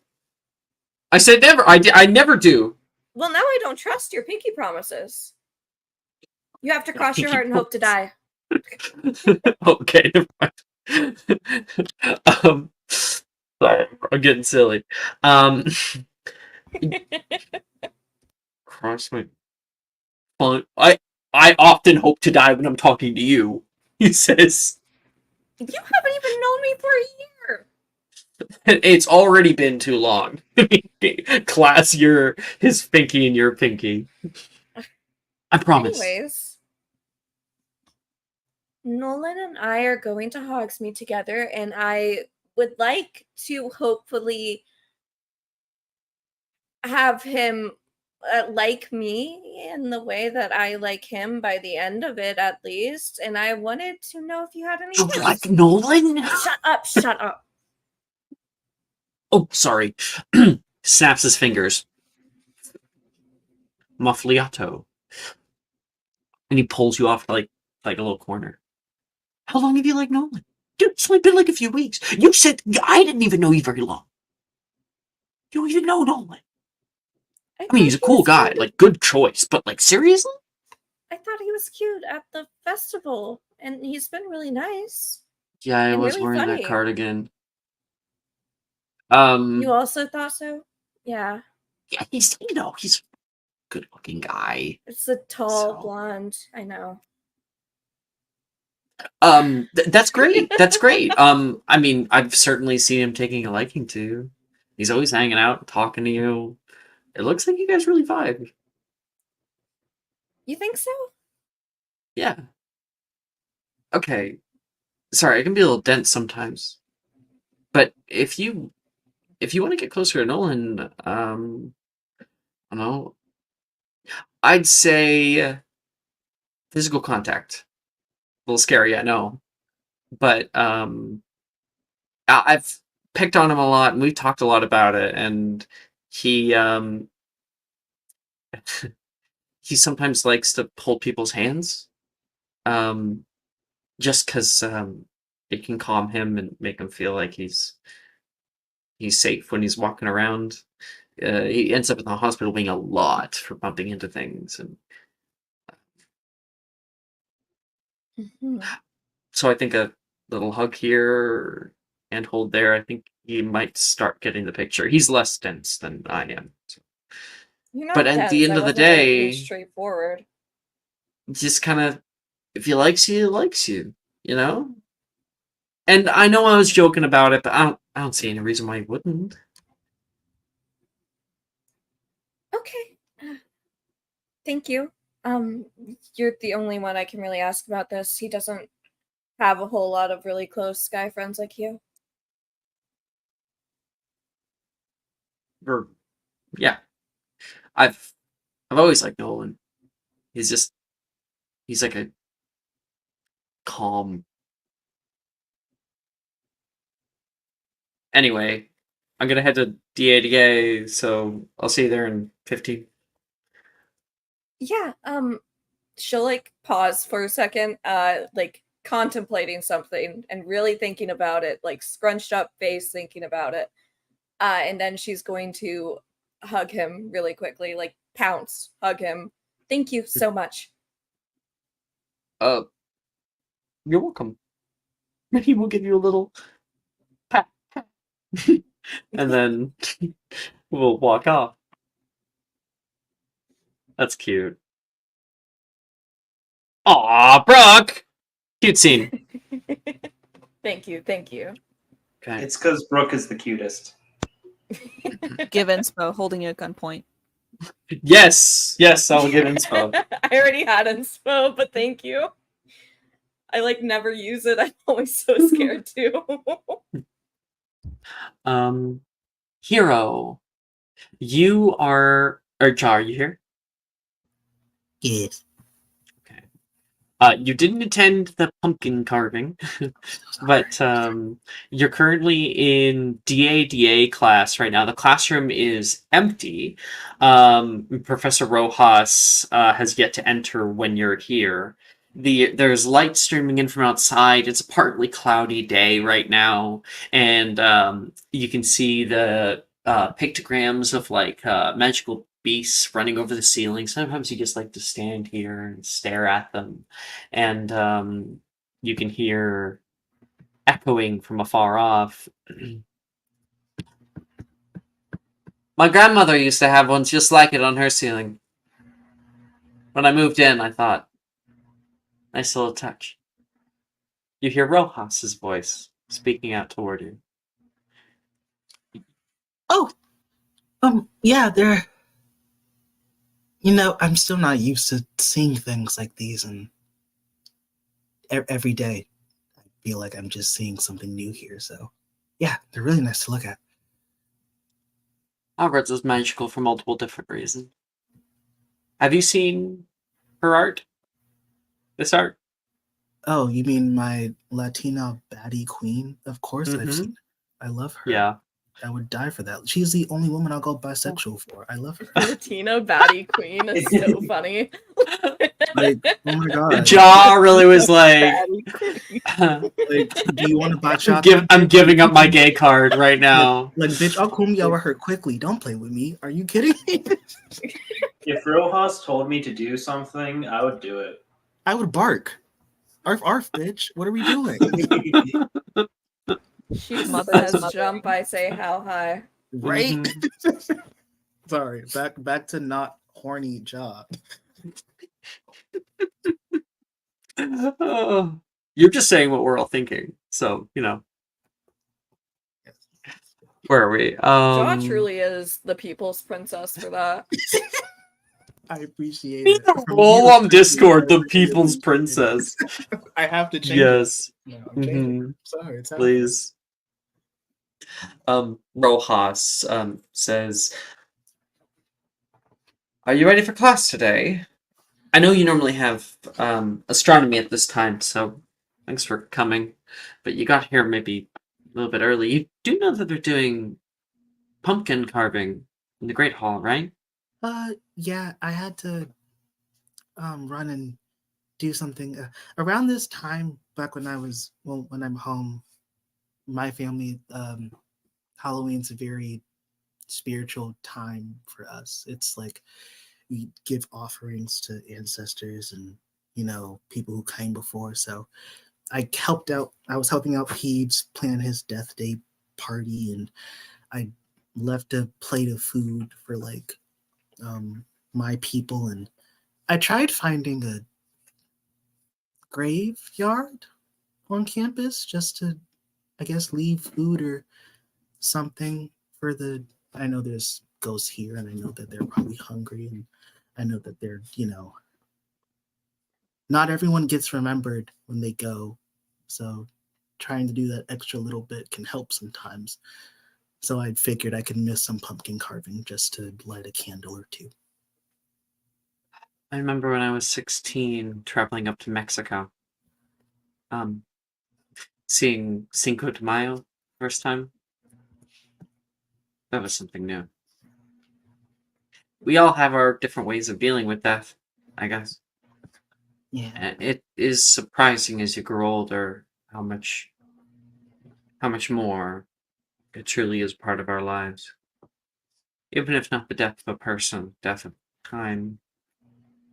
Yeah. Maybe I'm getting too flowery about it, but I understand your feeling. Yeah. Even out here, they have some odd traditions. The first year that I moved here, I was invited to a mumming. It was very weird. What's that?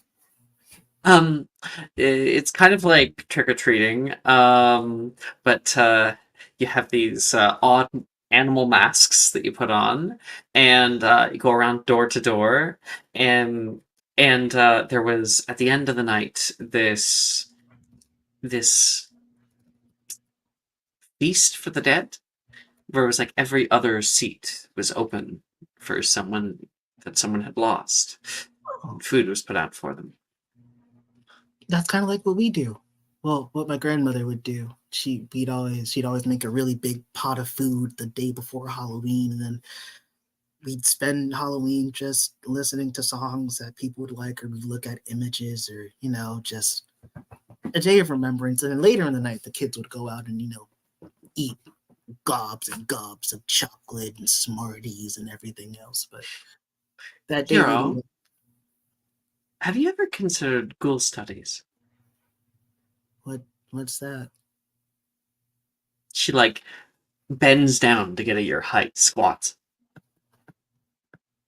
It's a class that I teach out in 5th year. It might interest you. Dude, It is possible I might be able to get you in next year with it. Oh, If you're interested in all of that. I mean, if a ghoul is Death, what I'm thinking it ghouls, is. and Yeah. well, we cover specters and apparitions and tulpas, plenty of different things like that. You see, just from body language alone, that sixth finger just starts moving a little rapidly, scratching the others. Yes, please. Yeah, I'll drop something. Would I have to drop something? Oh, well, probably, but I'm sure that there's. Do you take every class? I mean, right. Well, out of character, right now we have to take every class, right? No. Wait. Oh wait, oh no, it's third class. It's 3rd year. Yes, it is. Yeah, it's next year. You start not being able to take it. I was like, fuck. But also, there is options in 3rd year, so you technically could have a free period. But so, question still stands. Gotcha. She is going to every single block that the class has had. She's basically in a class. So yeah, for right now, all the blocks are filled. 4th year, that might fucking change. Right, I forgot you were a 3rd year. Well, next year, I'm sure that. Is there any class you don't like? I don't know, Muggle music? I don't love potions, but not because I would not recommend you take off potions. Not because I'm bad at it. It's just Slughorn makes me feel uncomfortable sometimes. Here. What do you mean? I see the way that he kind of dotes on the full magic kids, and I feel like I'm fighting an uphill battle in that class, trying to do good for someone who like won't notice it really. Not the only person I've heard that from. Yeah, and I don't want to fight an uphill battle all 7 years here. So, What's anything I can do to help? You let me know. Shut the fuck up, Cujo. I'm so sorry. Shut the fuck up.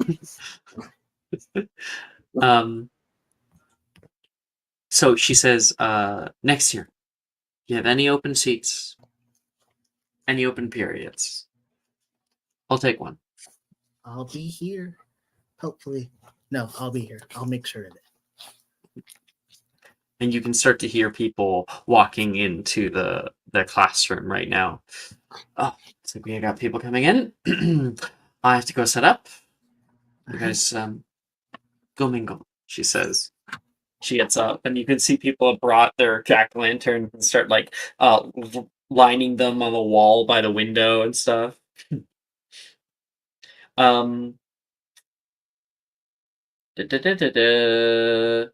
Like everybody, Liam, Ophelia, Victoria, Vasa, Dove, Knox, you guys walk into the classroom around this time.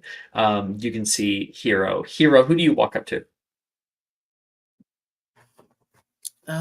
Probably Victoria, because I don't think Victoria, they've been kind of like missing each other a little bit, like in between classes and such. So she'd probably see Vicky and saddle on up.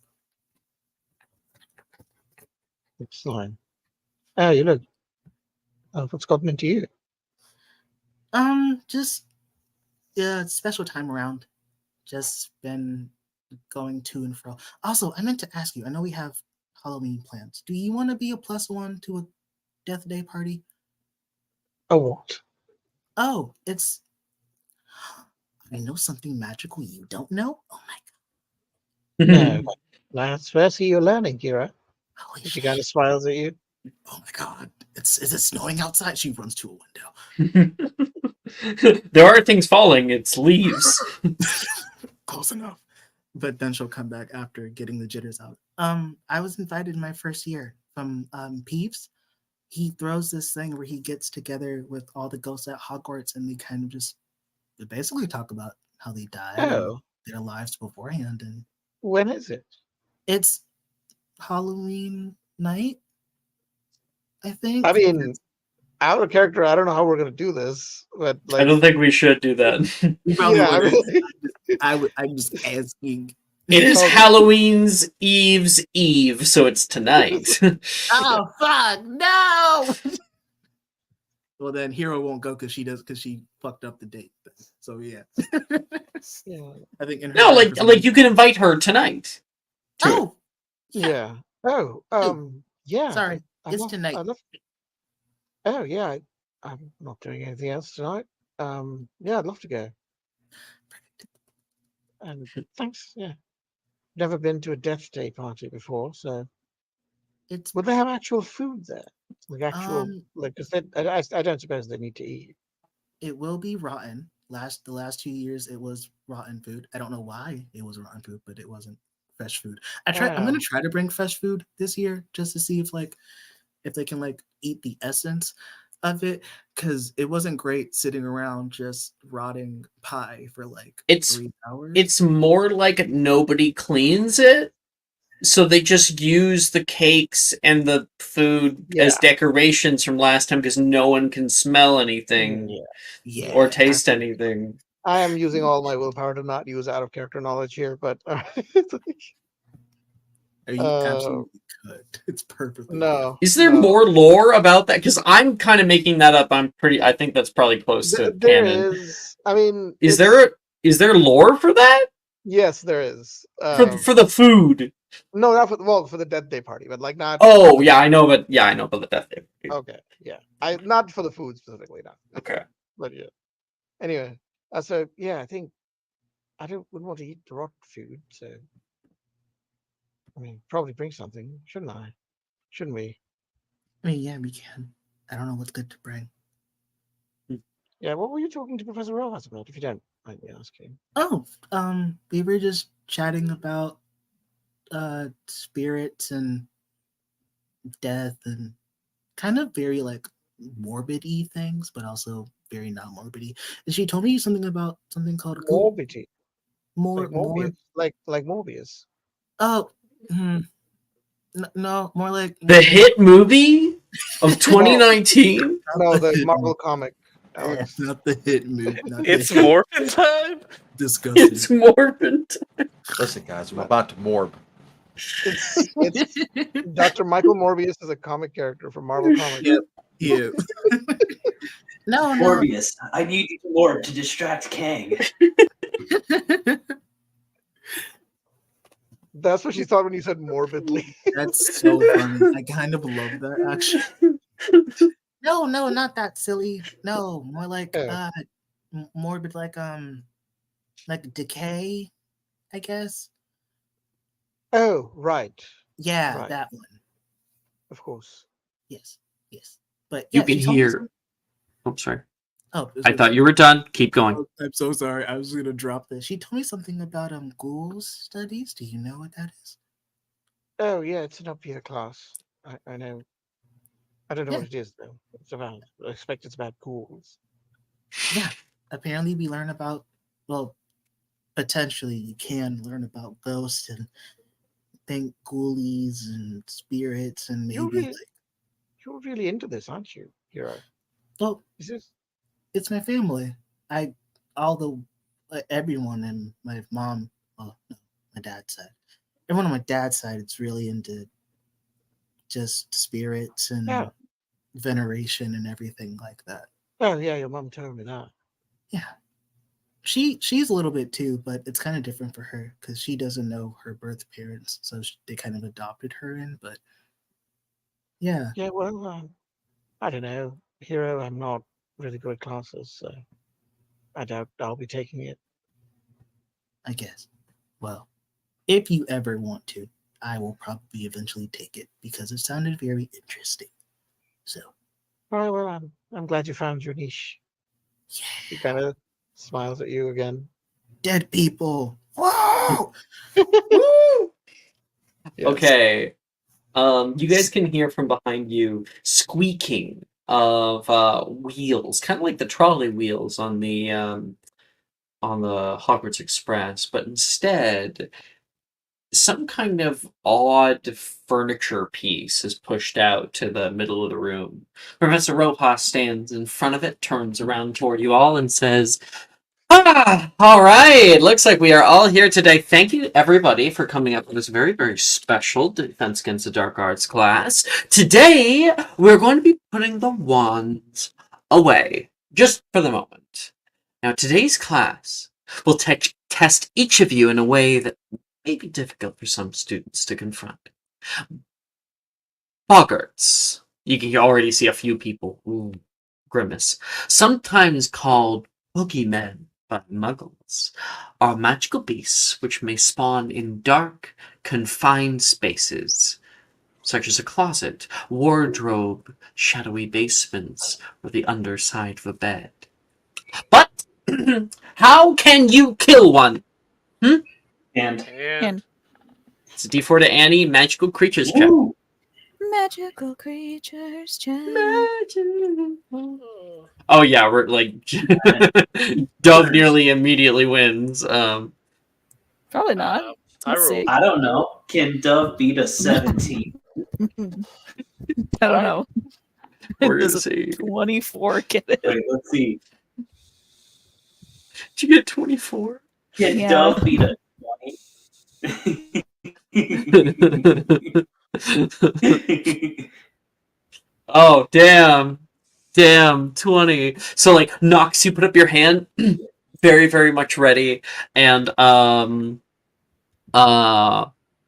with this one, yeah, she looks over. Miss Scamander? Can you actually send me the I think I remember this one, but I don't want to say something stupid with full confidence. Mm, okay. Sure. You know, Sure. I'll send it That's in hidden what I think it is. that's the best time to say something stupid is with full confidence, because then you could just bluff us. So, but Oh. how can you kill one? Scamander. Kind of a trick question. They aren't living, so they can't die. Oh, I was really hoping I was going to get you with that one. That is correct. The boggarts are similar to poltergeists and are thus classified as non-beings, and are henceforth not actually living to begin with. But what does boggart look like? Not you, Miss Commander. And she will call to the person who is second lowest. Dove like puts her hand down. Which I believe is Nox. Nightshade. I think Nox So, will say what do they truly look like? yes. Nox will say, well, that's kind of a trick question again. They Oh, don't have they don't have a defined shape or form. At least not one that anyone has seen before. It always you're takes the form. right. You're very right. As much as I hate that you kids are too damn smart. She kind of chuckles at that. Correct. A boggart has no set size, shape, or true physicality, meaning that anything you see come out of that closet cannot hurt you unless you let it. If things get bad, I will intervene. You're you're going to make us fight one? Billy says, a little taken aback. No. Billy, I'm going to make you confront that which you fear most. For a boggart shapeshifts into the thing you are most terrified by. But worry not, students. A simple spell can turn even the scariest of boggarts into the silliest of tricks. Anyone know its name? And No, Scamander and Nightshade can't answer. For Nick gets a D4. That's a history of magic check. oh no, not the history of magic checks.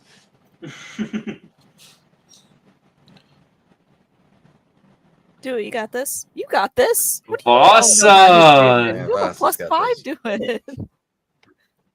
I just don't Get act it. smart. It's okay. Wait, am I the only one that rolled? That's fine. 1 second. Yeah, I'm not gonna beat you. I would need to roll an at 20. Hey, you never know till you roll. Let's try it. Why not? Yeah, no. I should have But- just kept my hand down. Anyone know its name? Mr. Kahanui. Ridiculous. He says super fast with Hawaiian accent. Oh wait, hold on. Ridiculous. What are you reading it out of a book? No, I sometimes speak too fast for any of you guys to understand me, so I had to slow it down. Gosh, I know that feeling. I was just trying to help you with the phonetic pronunciation, Nick. Oh no, I saw it. I was like, that'd be funny if I said it fast and then did the pronunciation because You got me. Everyone says no one can understand Vasa. I'm trying to help you. I So appreciate that. you call funny this out. enough, Rojas, knowing Spanish, would actually understand that a lot because the translating between Spanish and English, you tend to go a bit faster in English because Spanish is a very fast-paced language. Just fun fact. See, Huh. That is interesting. I'm having other flashbacks of Spanish moments in my life right now. Okay. There's a really funny time where a friend of mine is Spanish. He's Costa Rican. And we were out in the middle of the mountains, and I had this hand crank radio that could connect to shortwave. And what I didn't know at the time is that shortwave can actually pick up signals that are from vastly far away. We're talking other side of the planet sometimes, just if it kind of bounces off the stratosphere in a certain way. And we picked up this like Spanish broadcast that was speaking very, very quickly. And it sounded really old, and it was like very had a lot of white noise with it. And I was like, what are they saying? And my friend was listening to it, and he's like trying to make it out, and he starts he starts to translate like at the same time reading out what it's saying, and it's like some kind of Fidel Castro like speech that's being broadcast or something. Nice. So I had a whole flashback to that just a second ago. But ridiculous professor. Ridiculous. Precisely. No. Why don't we everyone make a line and we will begin. And she flicks her wand toward the back, and something is going to begin playing. I'll send it in your hiddens. I highly recommend because it's only 3 minutes. Right clicking in. Damn it! That's fine. That's the wrong thing. Failed. I had it in my clipboard, but I didn't. Well, I see it in the music though. I just put it in music now. Ba-ba. So we have that. And I need to get my own little clipboard actually, so I can mark out what's going on. 1 second. We'll get going. Aw, professor, if you want music, you can just ask me.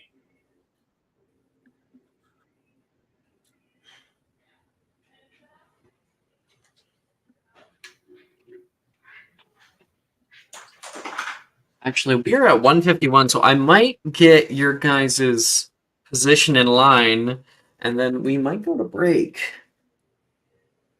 just before this. Okay, so we're going to kind of figure out a loose orientation. So I'm gonna ask everybody where you want to be sat.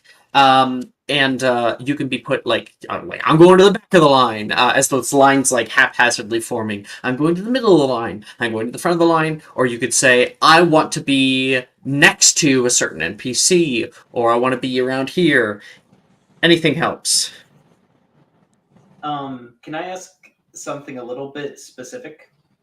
Sure.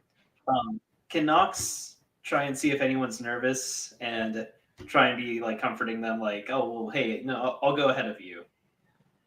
Oh. Why is not here? Are they? Levi's a perfect person for that.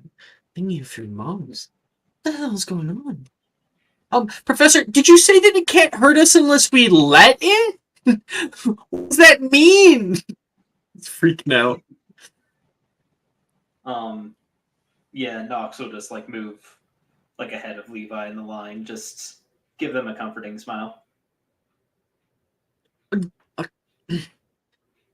Hey, Nox.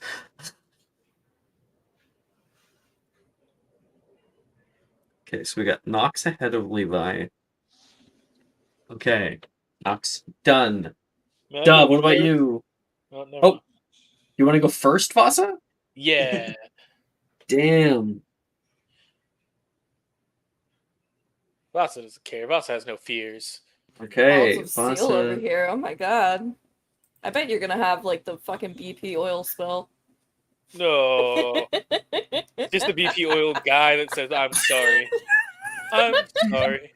Oh, that's so good. I Wait. need a It minute. hasn't happened yet. The BP oil spill hasn't happened Oh my yet. god. I'm Ophelia's been sorry. doing great in divination class. What the fuck?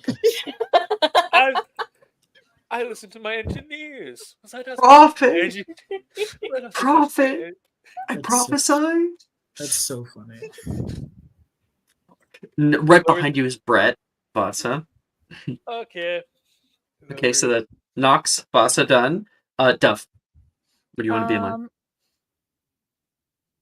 Probably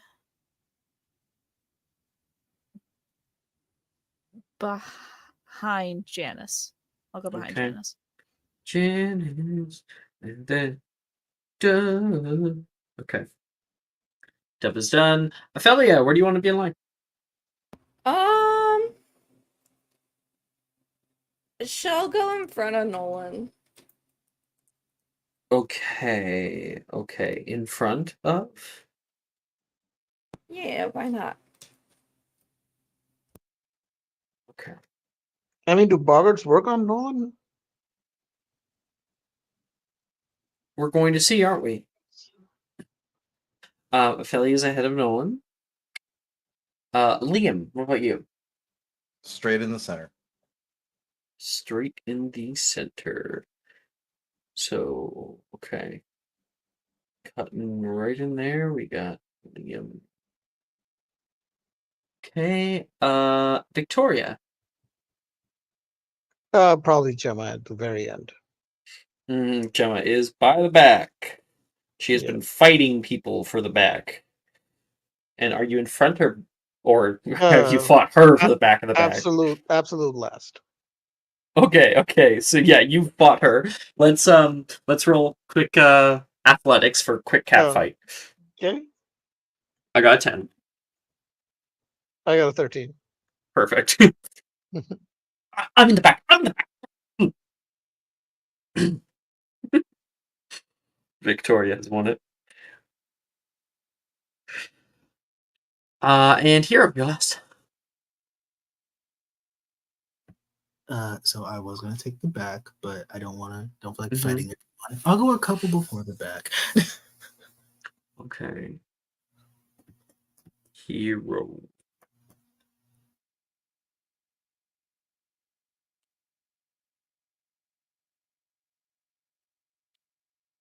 Okay, so I got that already. That means we're gonna head to break. When we come back, we'll start this little adventure. See you guys in a bit. Oh, where's my thing? Right. Ooh.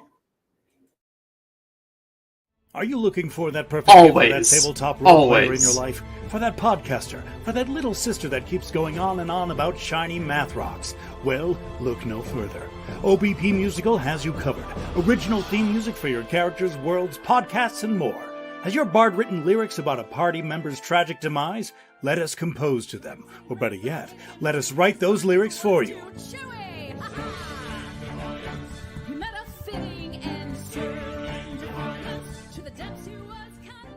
But the goodness, no, greatness, doesn't stop there. How would you like a cast member of Les Miserables, Disney, or Come From Away to sing your pieces? Oh, you bet you would. Fully orchestrated cinematic pieces. Pieces like this. Who'd rise to meet the call, who'd fiercely face the danger, be a hero to them all. For the horde, the people We have 8 vocalists, 7 composers, 2 lyricists, and an admin team ready to take your request. For as low as $60 US, you can get your own musical theme. OBP Musical, making fantasy a reality.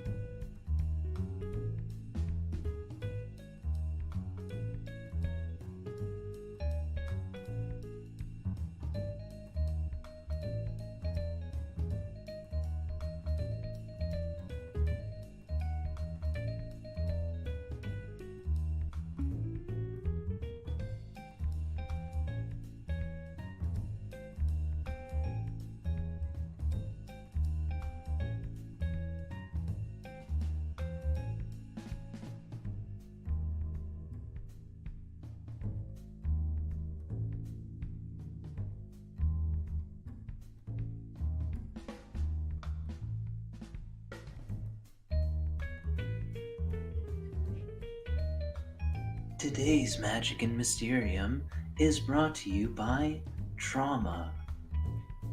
Try sprinkling a little bit of it today in your lore.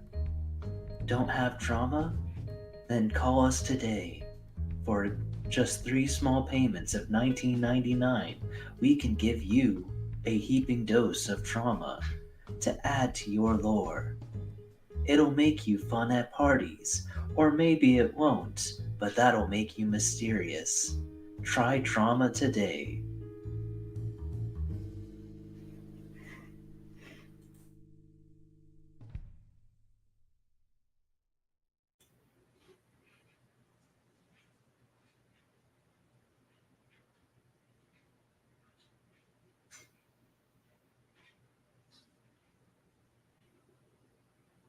Hello. Hello. Oh. Oi, oi. Ahoy, hoy, hoy. Okay. Professor Rojas, of course, said, "Get into a line and we can begin."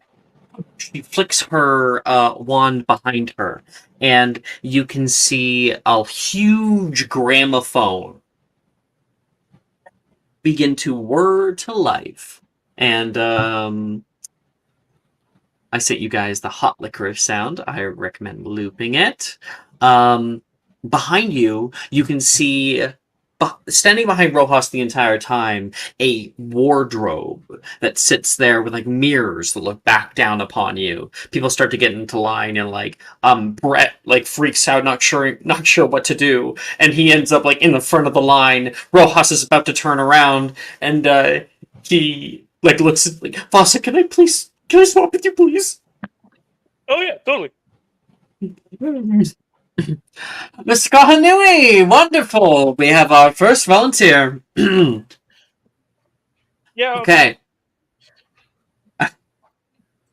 Some people auntie and unc every time. I feel like Rojas would like be taken off by it, but then be like, let's see what you're made of. I've called her that for 3 years. Hopefully, she's still Yeah. not taken aback by it. You remember the incantation? Yeah, ridiculous. Ridiculous, she says. Quick flick, bright white flash, and hopefully think of something funny. Are you ready? Yeah, of course. Let's go! She flicks her wand out, and the latch on the wardrobe flicks open. And Vasa, she says, step a little closer. Proximity that triggers it. He'll like keep walking forward. Probably like his head is close down into the thing. Like, hello. Mm-hmm. And Vasa, as you get closer and closer, that door hasn't opened at all. And then you hear the slightest bit of trickling. And you see a dark black mass dripping down on the floor. You can see steam heating up out of it. And the door begins opening, and you can see this dark brackish oil begin it's spilling out onto the floor. I'm not off base, am I, Nick? Nope. That's that. Yeah, I thought I remembered this. The oil spill. Profit! So, every damn time, Brooke. Every fucking time. Literally a fucking prophet. I don't know what to tell you. If I was born like 400 years ago, I would be a saint by now. Fuck. You're pretty close to the beef oil spill. This deep black thick liquid begins pulling out, and you can see it bubbling as the door opens up wider, and it's just like pouring out down all around you, and you're taken aback by this, almost completely enveloped in what's happening ahead of you. And in the background, you can't hear anything, but everyone else can hear Rojas say, Vasa! Come on, Vasa! Act now! You can see Vasa's like stuck there, watching it all start to spill out around him. Yeah, his heart rate is beginning to beat fast. That's the effect of it. We'll all be feeling it in just a moment. What Vasa is experiencing right now, he believes to be real. You have to snap out of it, Vasa. Ridiculous! Ridiculous! And Vasa, make your attempt, please. It's so sticky and oily. I just hope there's no face. That's what she said. Oh,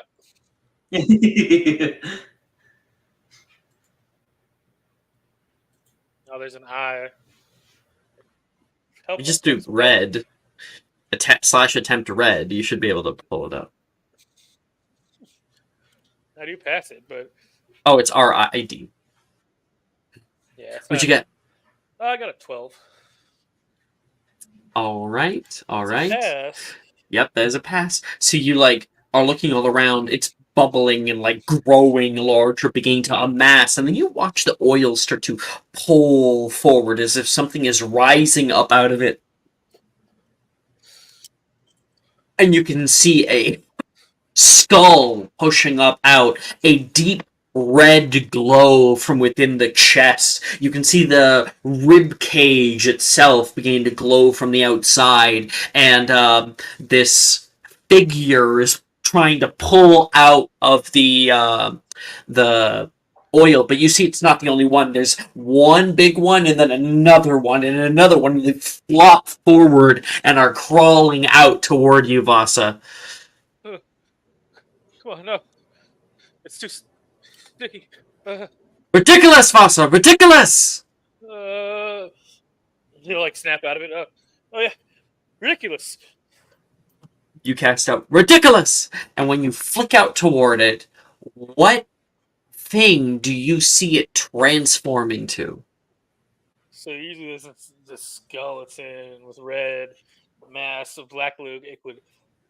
Kind of starts to as it rises up, starts to slowly spout out like water, basically, and spits out another bit of water, and it keeps going out until it kind of turns into what looks to be one of those little children playground toys that you can buy from Walmart or wherever, that shoots out water and basically makes kind of like a cloud looking thing. So yeah, turns into a water park. Constantly sending off little sparks of water. You can see a rainbow come by, and a few people are laugh at the juxtaposition of those two things. Very good, Kanoe. Very good. And as you pass by, she gives you a pat on the back. To the back with you. All right. Totally not scared of that thing. Okay. I completely forgot one more thing about all this. And that is, we don't have to show everybody, everyone's major fear, because if there's NPCs nobody gives a fuck about, whatever, right? Mm-hmm. There's some I'll probably star myself, or my last game did nearly everybody. There was one game where people called out for everybody but Saoirse. It was like, okay. Okay, so I'm gonna list off names, and you guys are going to list if you guys want to hear their greatest fear. Macy, Morgan, Nolan. Yes. So Nolan's automatic there. Rin. Yes. Delilah. Wilfred. Yes. Juniper. Saoirse. Yes. Was that just for the comment earlier? I mean, not after you said it, it's now I feel bad. Brett. Saoirse gets pity votes. Pity vote. Please. That's her whole life. Brett, yes. Janice. Yes. Okay. Reese. I still can't believe you made the heavy Irish representation straight. You think I did? Billy. Okay. Drusilla. Taylor. Yes, please. Ernesia. Oh yeah, sure. Gemma. Yes, please. Levi. That's a yes, because he's with Nox. Nate. Darcy. Logan. Sam. Sally. And Sadie. Sadie, please. Okay, cool. Wunderbar, wunderbar, wunderbar. Just going to do a quick thing.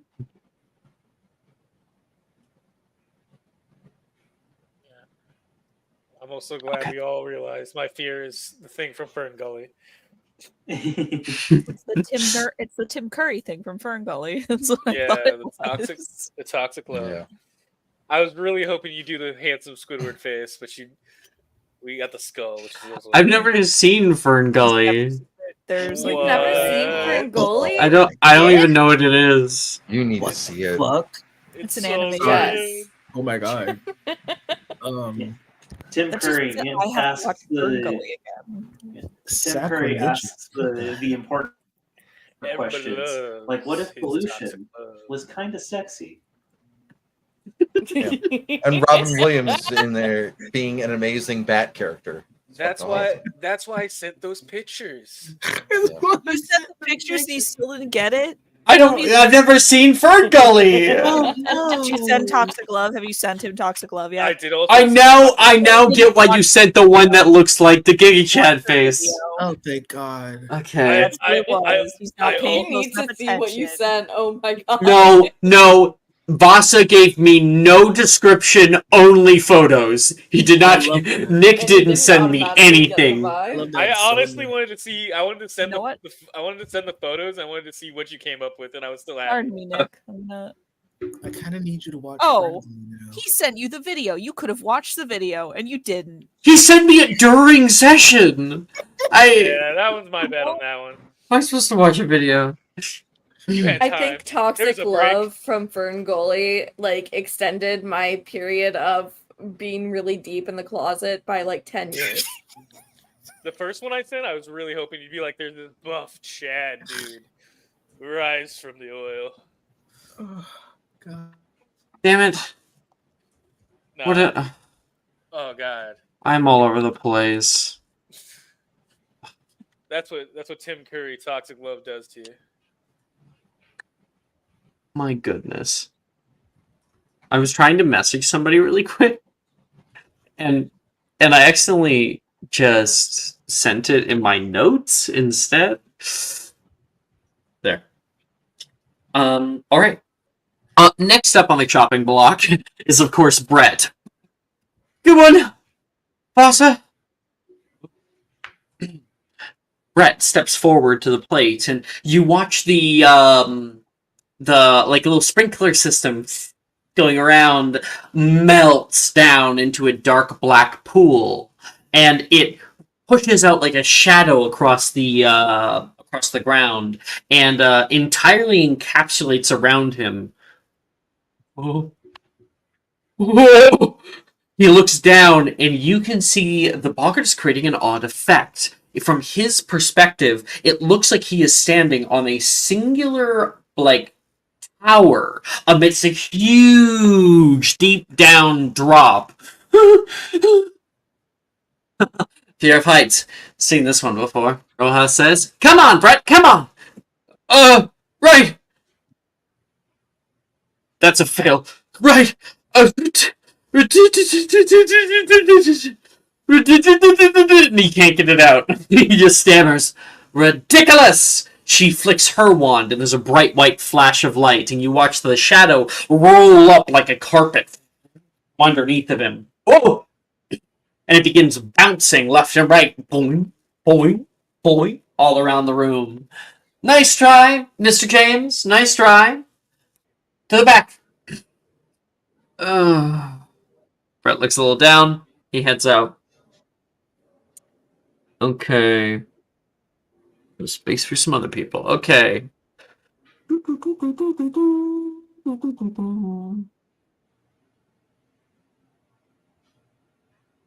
Like, trying to order these right.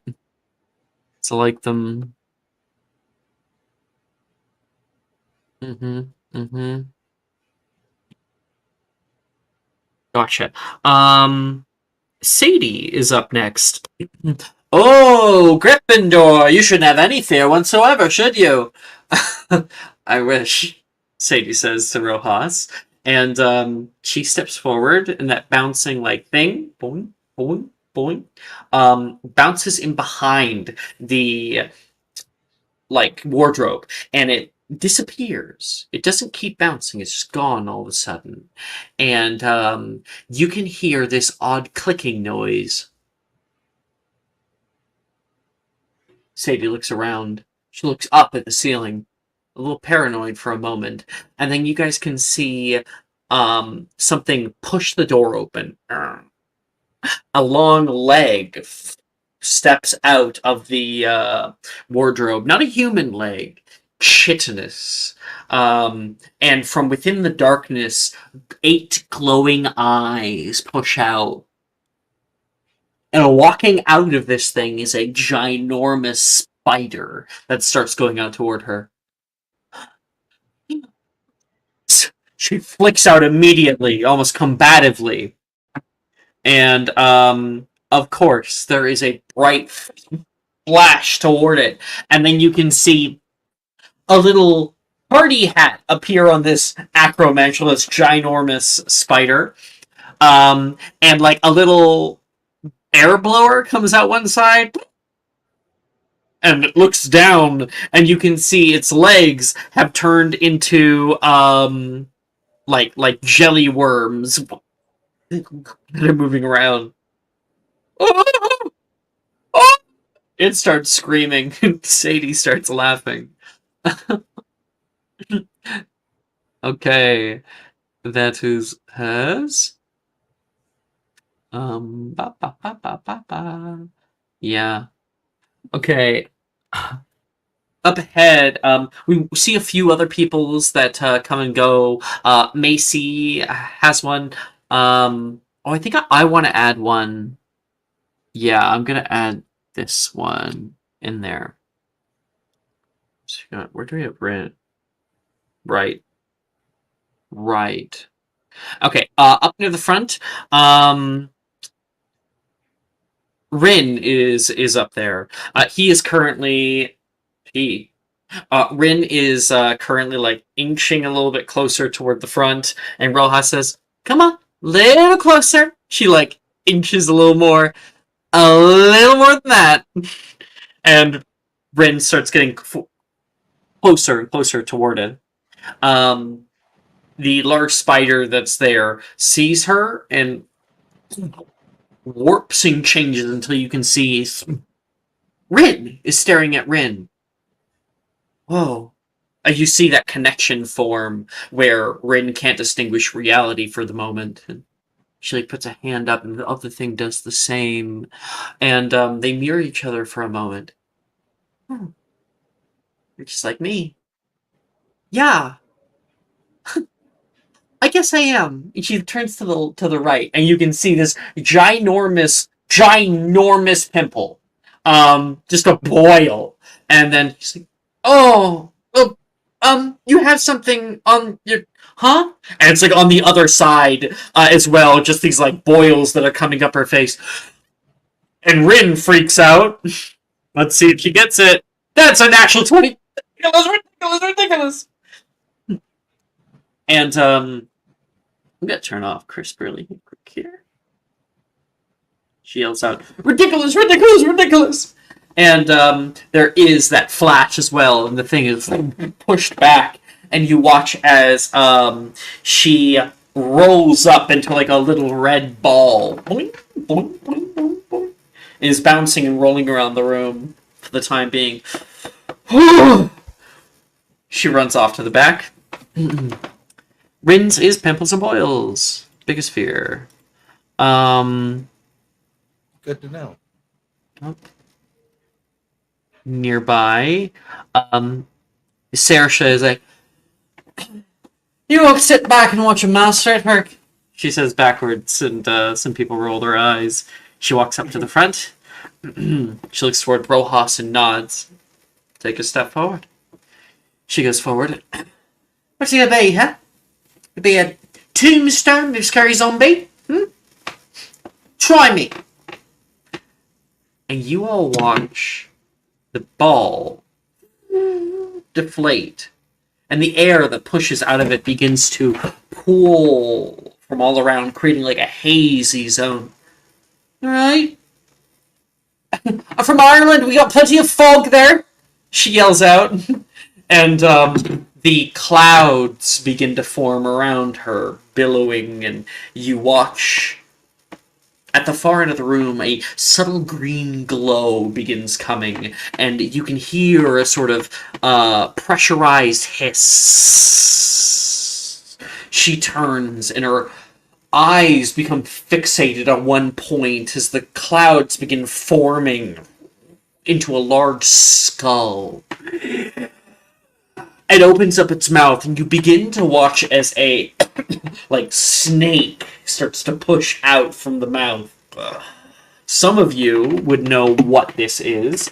Quick check on her. Yeah, and Rojas can see what's happening here, and Saoirse is just completely stunned. She's unable to move. Rojas immediately steps in. Ridiculous! She flicks out once, and you watch the cloud turn into a large, characterized, version of Saoirse with, big buck teeth at the front. And a bunch of people are laughing. Thank you, Professor. Don't mention it. Okay. That's Saoirse. And then coming up behind her is Wilfred. He looks back and can see Levi and Knox. Knox and Levi. Wish me luck, eh? Huh. I'm sure you're going to astound. Yeah, you'll do great, Wilfred.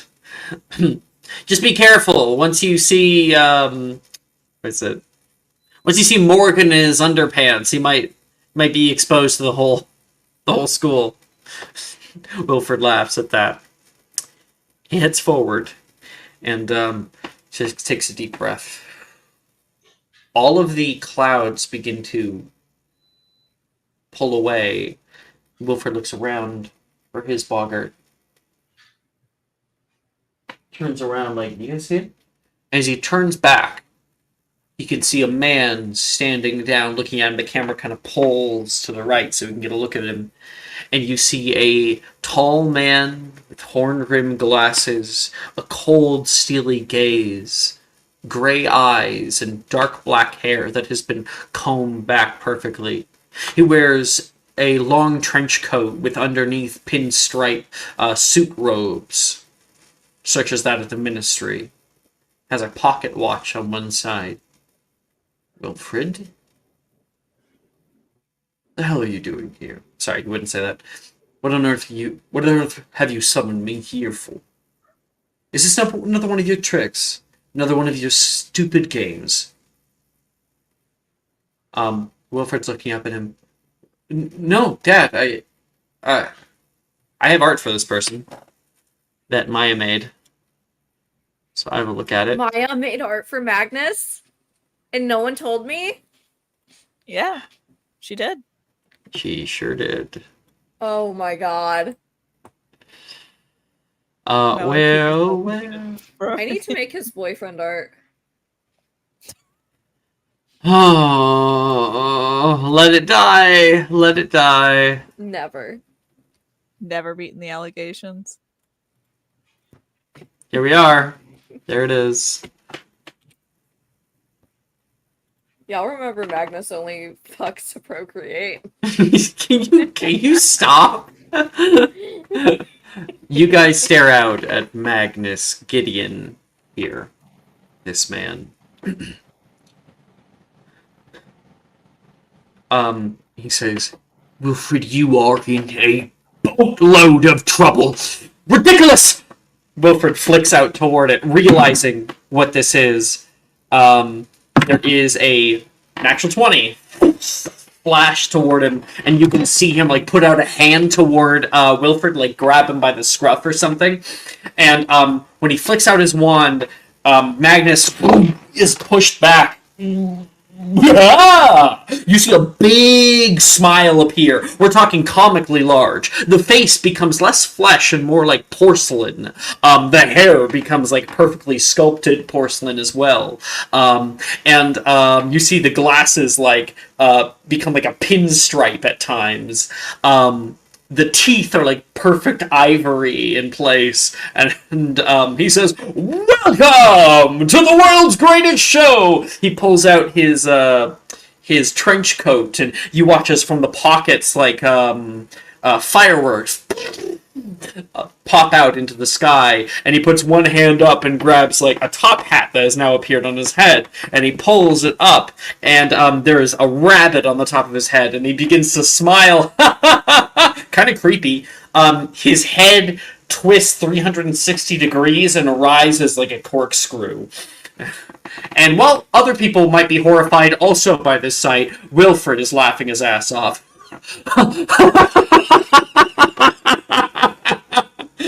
Woo! Woo! Very good. 5 points to Hufflepuff there. Thank you.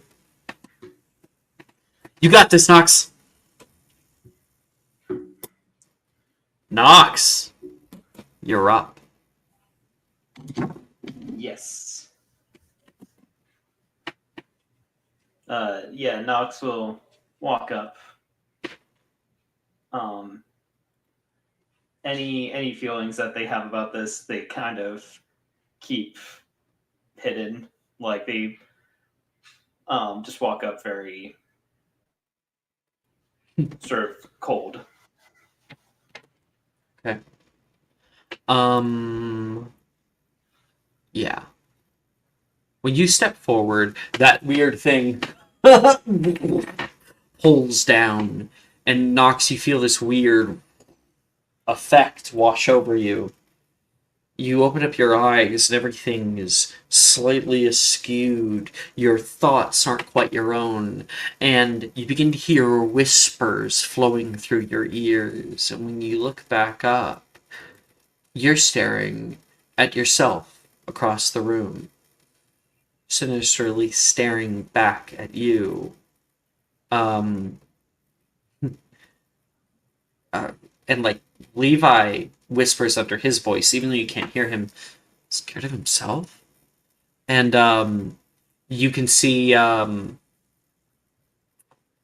like somebody walks up and goes, "Hey, Nox," and you go to answer, and you can see it's Rin, and like the other Nox answers instead. "Oh, hey, Rin. A good day we're having, isn't it?" "I guess so, yeah. Not as lovely as you, though." "Thanks, Nox. Hey, I have a little thing to share with you. If you have the time." "Yeah, of course. Anything." And a hand comes over and places on her shoulder, and there is a little, like, glow in the eyes, and says, "Close your eyes for 3 seconds. Okay? Okay?" She closes her eyes. 1. And Nox begins to grow larger into this kind of odd shadow-like being. Isn't 2 after that? And you come down upon Rin entirely, engulfing her, and Nox, you have this like moment of panic. It's enough to kind of initiate an attempt at ridiculous. Yes. Here we go. Is that good enough, Annie? Anything you want to add? Oh yeah. No, yeah, that's definitely that captured your vision, hopefully. That'll work. Yeah, that's woo. Rolled a 12, so just enough. Oh, right. Yeah, you cast out ridiculous. You flick out toward, almost like in idea that you're going to save Rin's life, not realizing that, of course, Rin has already finished in line. And when you flick out toward your boggart, what does it become? What is funny? I don't know why this is my first thought, but my first thought is like Rin turns into like basically like Betty Boop, while Nox turns into. This might be a like specific reference, but like there was a Betty Boop cartoon where if you're referencing Betty Boop cartoons, probably a specific reference. Well, there was a Betty Boop cartoon where they like mocapped I can't remember. Mocap. Yeah, like motion captured. Or not motion captured, like Betty Boop? Is that like way back in the day? What's the term? Where basically they used video of an actual person and then drew over stenciling. Yeah. Or rotoscope. Rotoscope, that's what it's called. Yeah. Yeah, it was like a cartoon with Betty Boop, and they rotoscoped this famous singer from the time, but they drew him as a clown.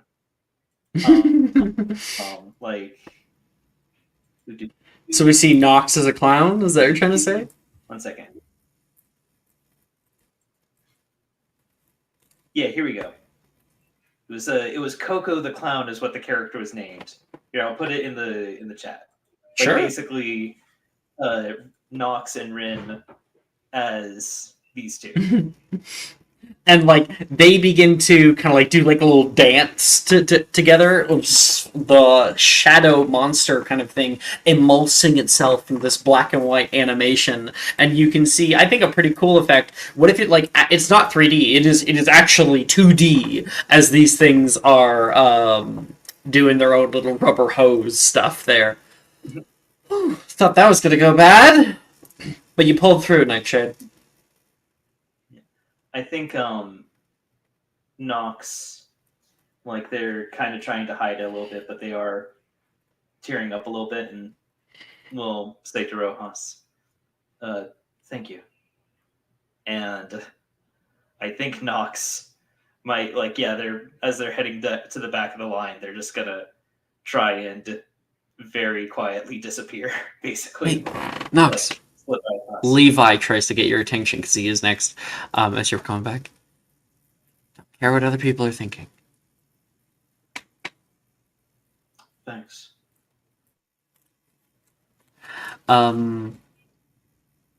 It's now Levi's turn. And because Maya's not here, I can actually do this one. Levi steps forward, taking deep breaths, and that like 2D animation goes, oh boy, and it flicks back into the wardrobe there for a minute. Levi takes one step forward, leaning slowly ever closer toward it, and you can hear a tiny little squeak, and something pops out of the wardrobe. Almost looking like it was making its home there. A tiny rat. Ooh. Levi's a little off, but... Okay. Rojas, when do you clean these things? He says. And, like, he looks away, and Rojas goes, Boggart! What? He looks back, and you can see the little rat, like, looks up at him. Its little nose twitches. And then... you see another one hop down, and another one. The door starts opening as piles upon piles of rats falling over each other are moving out toward him. Let's try it out.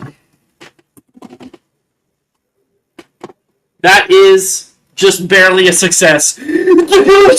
There's a bright flash, and yes, thank you, Brian. And so that's a great video game. I really want to play the second one. That's good. You cast that out, and you watch as all of the rats coming toward him merge into one and become one giant like rat plushie instead. Oh, oh, oh. Levi goes to pet it, and his hand passes through. Rojas says, "Not real, not real." Oh, right. He looks a little embarrassed. Goes back to the back. Cab Holloway.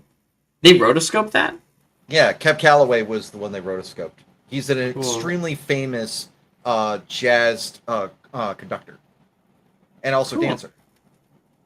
That video I that I remember sent that to one. you. Yeah, the video that I sent you to send to Jess. Oh, that one. Yeah. That's Kev Calloway Cool. with the Nicholas brothers. It's fantastic. All right, Knox, congratulations. You've done that. Levi is now done with you as well, which means Liam and Ophelia, you're on deck right now. Liam, you're kind of pushed in the middle of this as Levi's left off, and you turn around and can see Ophelia there, like wondering, a little nervous, and Rojas yells out, "Mr. Connolly, you're up." Yeah. He is definitely not going to be enjoying this. His wand is in his right hand, and he is already in a defensive posture with his left, ready to punch something.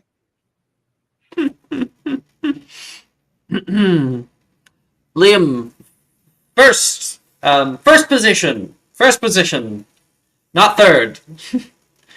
Yeah, right. As he switches it around. And like, oh yeah, right. This reflects. Okay. I think it would be best for this one. That's a GIF. I'll quickly. You Okay. can also ad lib if you want to. Yeah, I'm gonna add a GIF to fully describe for anyone who doesn't know. You hold on to your thing like with dear life, and you can hear a noise emanating from deep within that locker.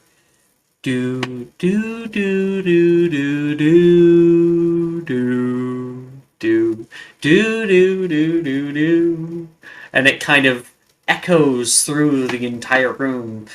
It encapsulates you, plucks and captures you at the heartstrings, and the door of the wardrobe suddenly is kicked open, and standing in the darkness, a large green face, a yellow roundish nose, two white soulless eyes, and a Red Sox t-shirt. Oh God, not this fucking guy. No, no, no, no, no. Ridiculous. Ridiculous. Ridiculous. Fuck you, you soulless freak. Roll to attempt, please. Alrighty. Oh, yeah, there we go. No. You fail? I failed. Let's say this. You're like, ridiculous, flicking out toward it, and the thing like puts up a hand and deflects the spell to the ground. Shouldn't have done that. Boom! It steps down toward you, and Liam. There is a little more to this, of course. Deep down, there's some memories that this elicits, and you can just feel your heart beating 1,000 beats per second. Are you gonna run away, or He's gonna... like what? When it's coming out toward you, and you feel like you can't defend yourself, what do you do? I'm ready to punch it.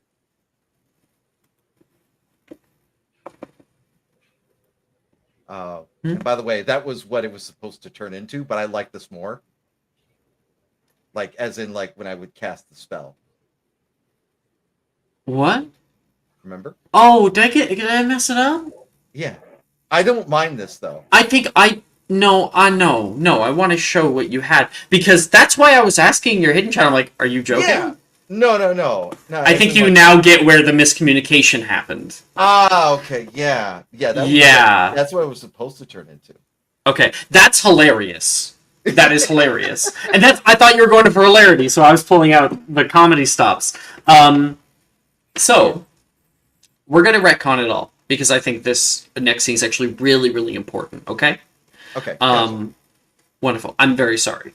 No problem. I'm glad we got that situated. Okay.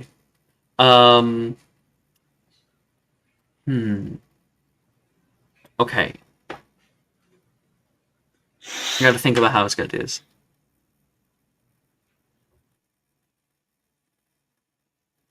Okay.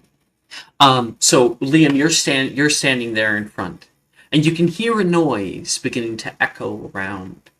You can hear a sob that sounds somewhat feminine for a moment.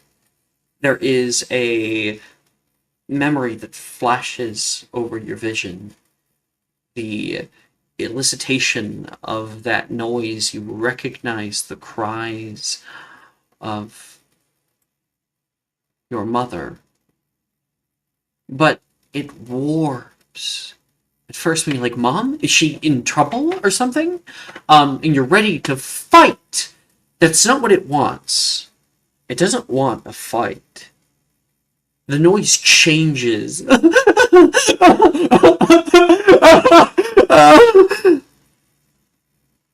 It begins to become a little bit more masculine. You hear a boy crying, screaming out, and the entire class is unsettled a bit by this. You can feel something pulling you. You see the doorway to the wardrobe is only partially open, and you put a hand out toward it. You softly open up the door, and on the inside, you can see you holding on to a bloodied corpse. You can see in your hands is Dove, and on the ground behind you, Rin and Vasa, and friends with gash marks, burn marks, lightning scars, and you are holding Dove in your arms and look up. We weren't strong enough.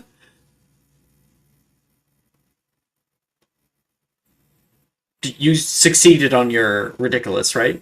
I did not. You did not. I rolled. You look down at your own self holding onto the blood over its hands, and you look down onto your hands, and they're covered with blood. And what do? He is gripping his left hand as hard as he can in order to try and defend himself and anyone else that's behind him as quickly as possible right now. He's expecting something to happen and that he needs to defend himself and everyone else behind him, because obviously right now his other self can't. So you put a hand back and begin stumbling back, but trying to keep people away. And Professor Rojas, ridiculous! She flicks out once, and the you can see the thing is jettisoned back into the darkness, and the doorway slams back shut. Liam, she runs over and kind of puts hands on your shoulders. Hey, she gives you a slight little tap on the cheek, and you're brought out of that fugue state for a moment. You're here. You're okay. The rest of them are okay. I don't think anyone else saw. Yeah. Because it was kind of in front of you, so they couldn't see into the actual wardrobe, right? Can I be excused for a fucking minute? Yeah, take some time. Thanks. As Liam is visibly shaken, and he just kind of puts the wand away in his robe, and just walks, and he doesn't even look at Rin. He's ashamed. And he just walks out of the classroom for a bit to take a break as he breaks down a bit. So awesome. There, I'm glad I got that, because Yeah. you sent me this long, really good thing with all the context and stuff as to what exactly this is about. And then suddenly he sends me that GIF and says his Yeah. thing I see, he says his thing he turns it into. I thought I read that wrong. It Yeah. turns into the mascot from the Red Sox, and I was like, is this a joke? And you're like, no, it's not a joke. I've been there. And I was like, so it's not a joke. And you're like, it's not a joke. Okay, fine. And if he would have succeeded, he would have turned him into the big green monster. Oh, okay. The first scene is still hilarious. I will hold myself to that. Bam. Okay. Ophelia, you're up. Right. Okay. All right. Deep breath. Okay. Right. Okay. I used to have nightmares when I was a little kid, and my mom always calmed me down with breathing. Just keep breathing. All right. She will take a few steps forward very hesitantly, white knuckling her wand.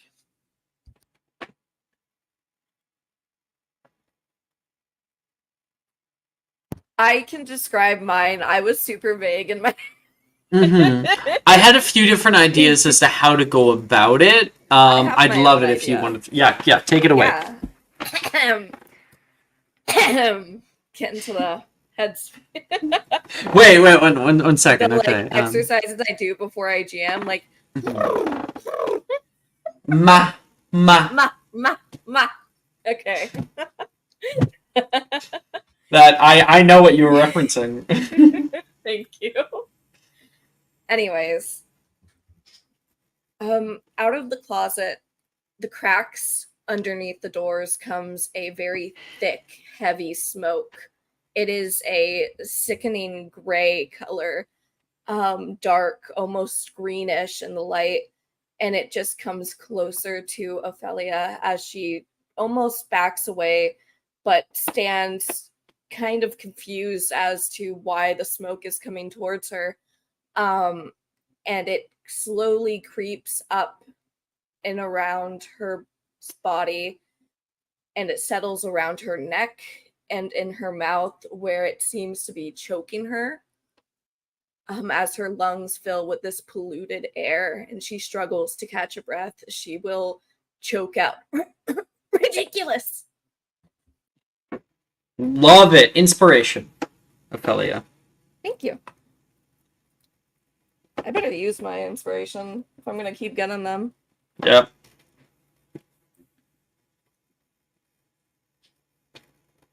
What the fuck is it? This is a charm, isn't it? 22. Okay.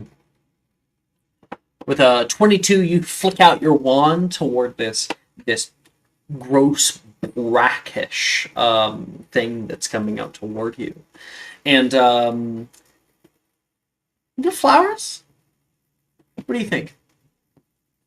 I think it kind of turns into a whole bunch of flower petals and she like coughs them up. So it's not altogether pleasant, but it's like it's something better. You cough down and flower petals begin blowing all around the place. It's beautiful. And there's a little giggle from Rin at the back. Ah, Ophelia. Interesting one. I don't know whether to say thank you to that or not.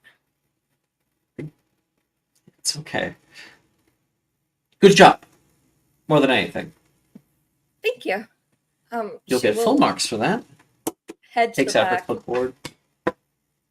and stop by Nolan to like put a hand on his shoulder and give it like a 3 squeezes. You're gonna do great. Yeah.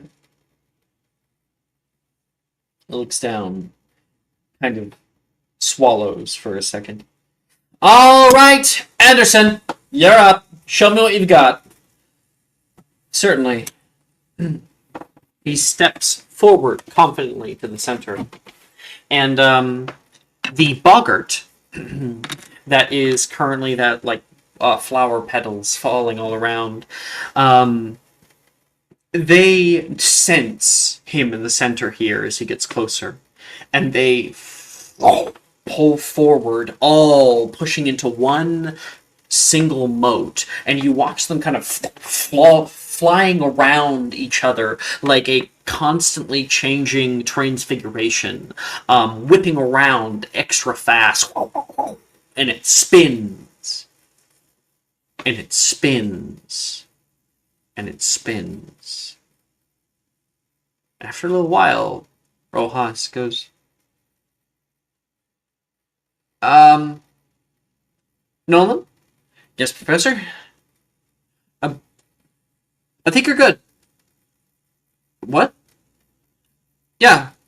You can head to the back. Okay. And he goes back. Nothing is shown. And it keeps you spinning there in the interim, waiting. And, spinning, Logan, steps up to the plate. That was a little weird. Alright. What you got? He gets closer, and you watch that like spinning thing drop down.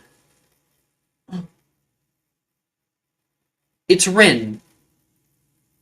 She stands there and like, well, hey, Loki. Not Loki.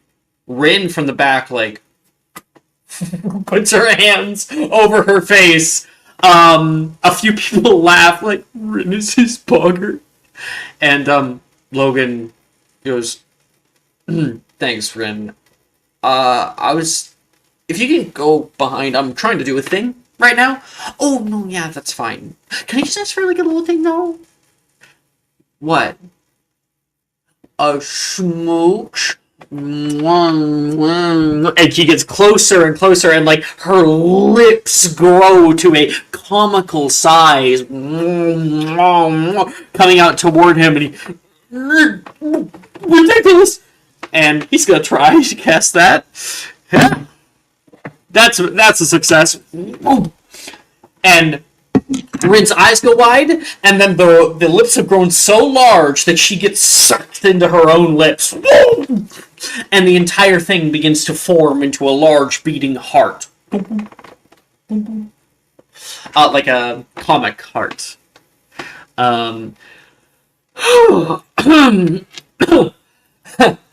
Show that thing, boss. Logan says, a little embarrassed. He turns around. You did great, Taylor says. She steps up.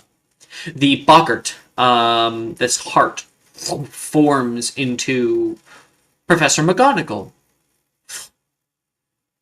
Professor? What are you doing here? It is my school, Miss Moreno. I go where I wish. As I have come to understand, you have lost your position as Queen of the Lake. It was my greatest failure, she says to it. Indeed. Well, unfortunately, Hogwarts does not permit losers, so I will be having to confiscate this, she says, holding Taylor's wand. What? Taylor says, you are hereby expelled from Hogwarts School. Snap! And the wand snaps in two. And Taylor is completely taken aback at that. She fails. She's just stuck in freeze. Rojas sees this. Ridiculous!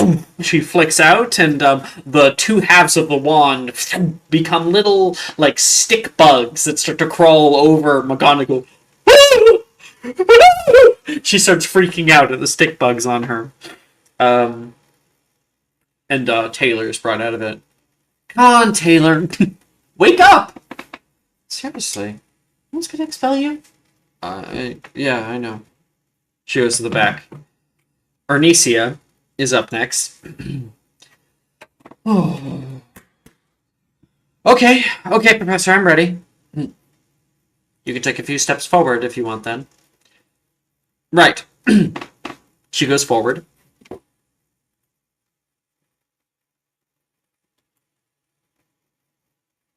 Oh. I am being informed that apparently Arnesia's is a trigger, much like Levi's is. So actually, I cannot do Arnesia's. But I will.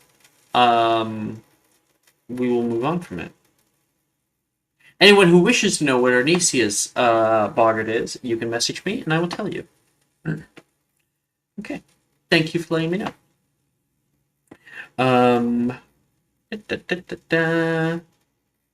Our next one coming up is Janice. Dove. Janice looks behind. I guess that's us. Why don't you go first? Right?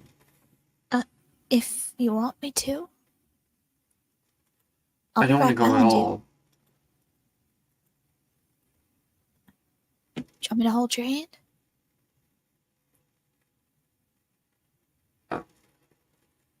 No, I can do it. Never mind, forget it. It's all right. You got this, Janice. I believe in you. She seems a little off put, a little less confident than she normally is. She steps forward and looks up, and you can hear the creaking of a dresser drawer opening up, the wardrobe door. I mean, you can see somebody grab on to the door itself as if they've somewhat fallen down. A single leg slams onto the ground.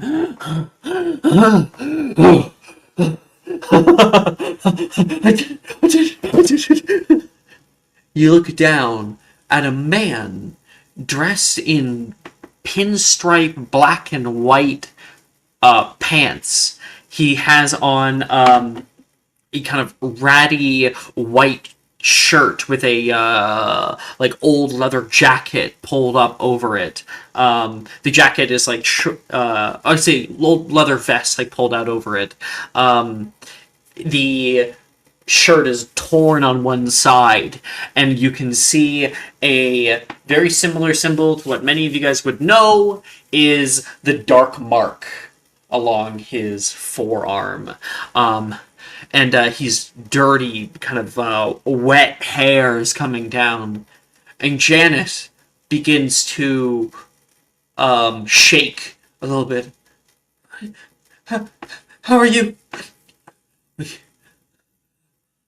I'll do anything. I'll do anything to see you, Janice.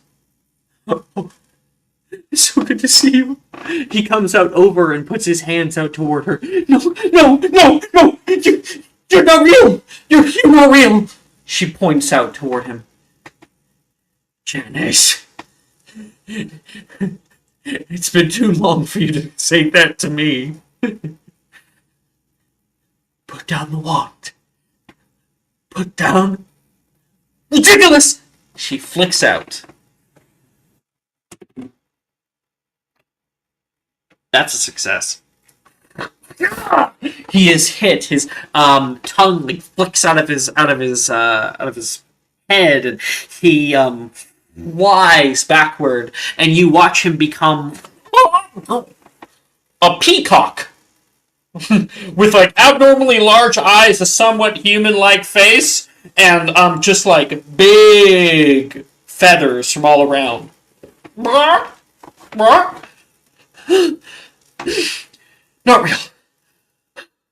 Not real. Very good. Miss Meriden, as I expected. Right. Thank you, Professor. She turns around and gives a bow and then, like, looks over her shoulder at the peacock, still a little freaked out that I might turn back into that odd man. And she goes to the back. If I can do it, you can, Dove. Of course. Good job, Janice.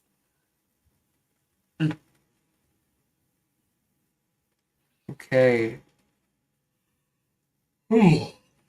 So, Jess, would you like me? I've read everything you sent me, unless you sent me something new. Do you want me to take it over, or would you like to take it over? I don't think that I can coherently create anything right now, like organically. Okay. Sure. So, Dove, as you are up next and Janice is left, how do you act? Dove is okay.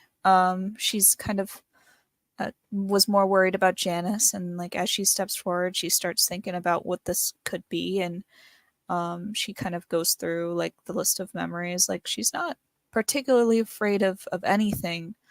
And then her mind snags on something, like a distant memory. And as you step forward, because I'll take it from you. You good? Oh yeah, go ahead. Good. As you step forward,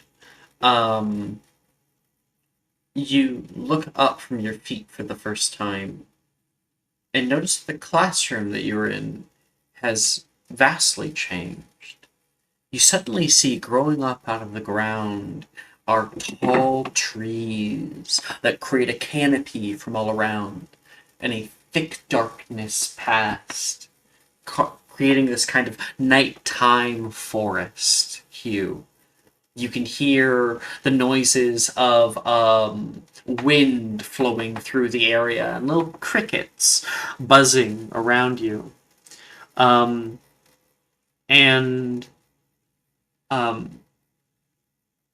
I think Janice from the back like perks up. Come on, Dove! And you don't really hear that very much. You just kind of hear like a echo. Come on, Dove. Come on, Dove. Come on, Dove. And then you hear, Dove! Dove! Dove! From deep down in that forest, you hear a voice. Janice's voice. Help me! Help me, please!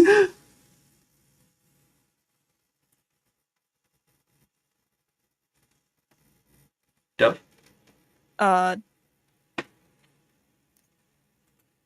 It seems like there's a bit of confusion, and then the hint of recognition, and she starts backing away.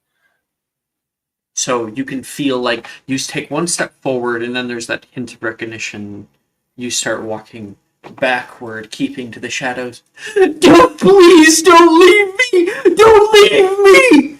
And you begin to smell this stench that is wafting up into the area around you, rot like a decaying body. A hand wraps around a tree, long 5-knuckled fingers that come to a sharp point, made of this kind of dark black spectral shadow, like solidified ichor. In stepping forward, you see 2 red eyes, and coming from it, Dove! You can hear, but there is no face. All you see is the skull of some kind of antlered thing with dark black roots growing up out of its back. It comes forward toward you with legs that switch back like a dog's, so it kind of bounces with each step, and you can, as you stare down toward it, you hear this low, guttural, more primordial growl.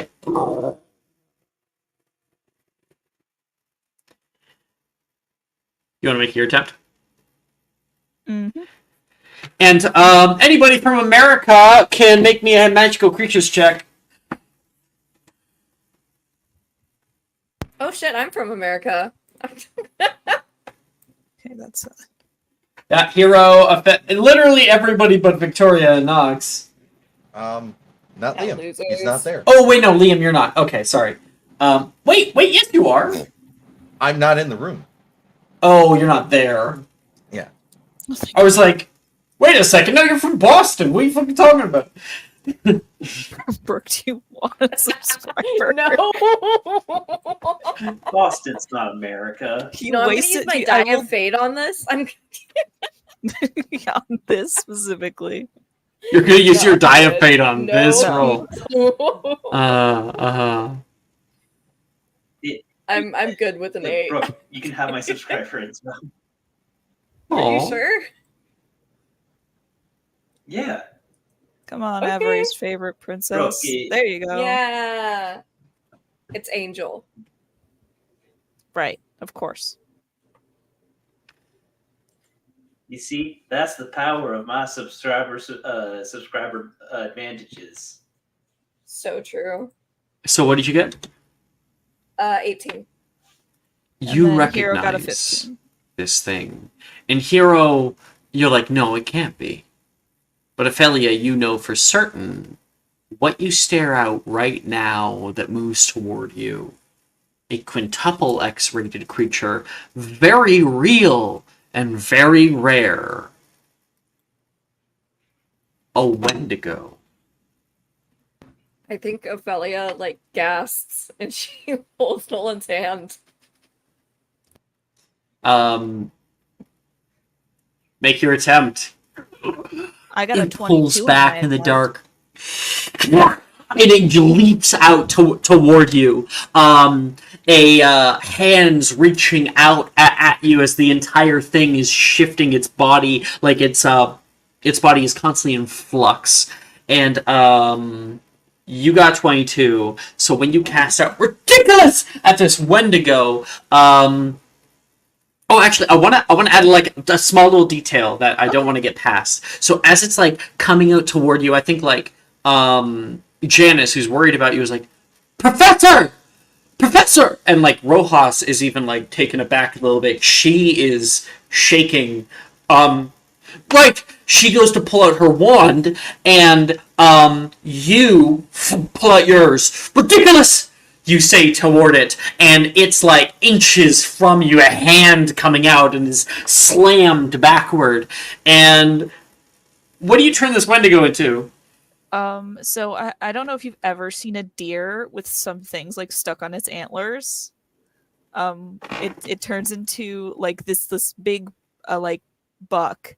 And it's got moss and stuff on its antlers, and it's trying to rub it on the trees around it, and it just keeps spinning. Okay, so it's really more what it's doing that's funny. And the forest begins to fade into nothing, just leaving the one buck there. And Rojas. Very good, Mr. Commander. Very good. Yeah. Oh, okay. And she backs away very quickly from the thing and then runs off. Dove goes back. Okay. That's Dove. Hero. You're up.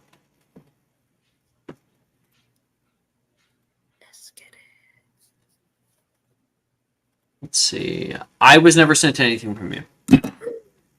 Hold on. Oh, I see what I did. I texted in a DM. Oh yeah, you DM me it, yeah. Right. I'll post it in my, I will post it in my private though, just so we both know it's there. My bad. Yeah, I don't know If how that- to exactly Yeah. show that. I did have something, but it also might not work, but it also might be something. I'll let you take it away Okay. if you want. Fuck. Hot seat. Damn it. Okay. Well, fine. you take it away and I'll riff off it, okay? I'll help you out. Okay. I'm not leaving you to the wolves. Alrighty. So Hero steps forward, and I think at this point that deer is maybe still like hanging out, trying to like shake its antlers and get the stuff off. And Hero kind of giggles at it, just like at the action, and the deer kind of slowly becomes fuzzy. It starts to like if you were a person who wore glasses and you took your glasses off, and how the world kind of like blurs a little bit. It's slowly does that, and as it blurs, the room around it begins to blur, and disembodied faces begin to appear. It's like her mom's body, but not the right face. It's her. I don't have to riff on this. Keep going. You're doing great. It's her dad's like voice, but there's nothing in the room, and it's garbled. She can't make out words, but she knows the voice. She knows what that sound is, but there's nothing that's explaining the stimuli. There's nothing that's like giving any indication of what is it.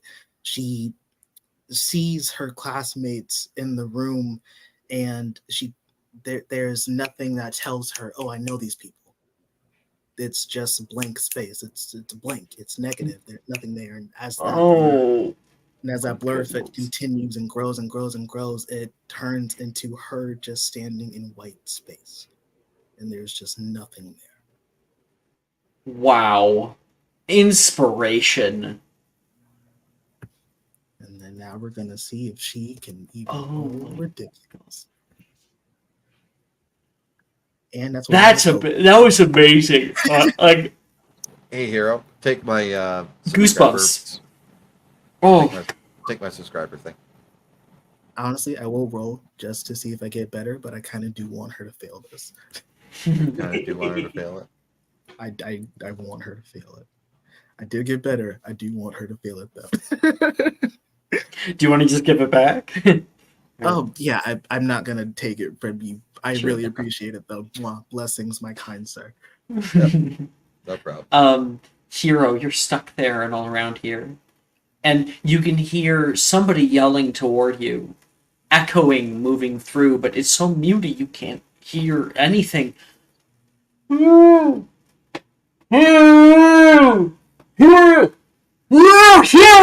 You can hear kind of cut through that. Ridiculous! And you guys have kind of seen Hero entirely encapsulated by this white swirling mist. And the entire mist is dissipated into a cloud of fireflies. Hero, are you okay? Hey. Rojas is there with you. I think Hero's just kind of standing and staring off into like. You're safe.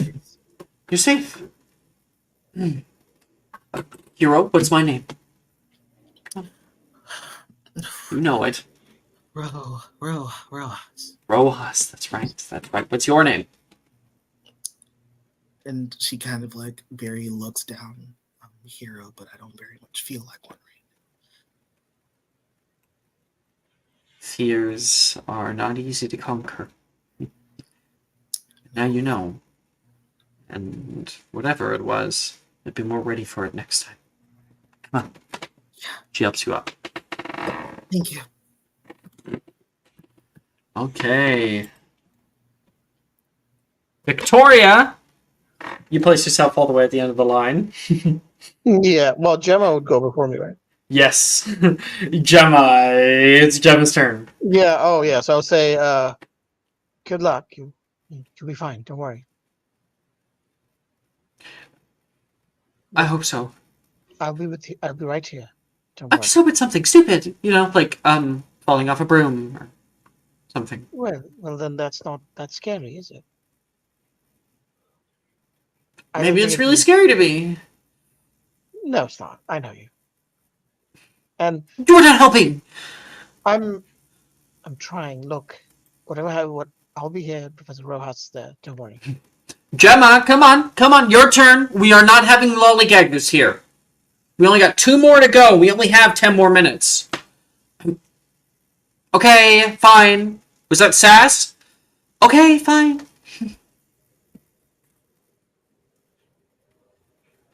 Okay. She gives you one last kind of Yeah, look. I'll give her like a heart shape, like the finger heart thing. Yeah, you do that, and I think she does not take that to heart. She's like, Yeah, that's fine. I accepted. I did not. I would be surprised if she didn't take it to heart, but yeah. yeah. And she steps up to the plate, and all those little fireflies falling around go out. Oh, apparently I'm like Nolan. I don't have a boggart, so I'm just gonna go to the back and look at. No, please, stay here. And Gemma stopped in her tracks, and you can hear a little knock at the door. Rojas says somberly, "I think that's for you." She turns and steps up to the door. Hello? She puts a hand on it and. My mom said not to let anybody. I'm sure that won't be a problem for me, Gem. And stepping almost through the door, the moment it's open, not waiting for her, is a man. Older, probably 50s, 60s, somewhere in the middle there.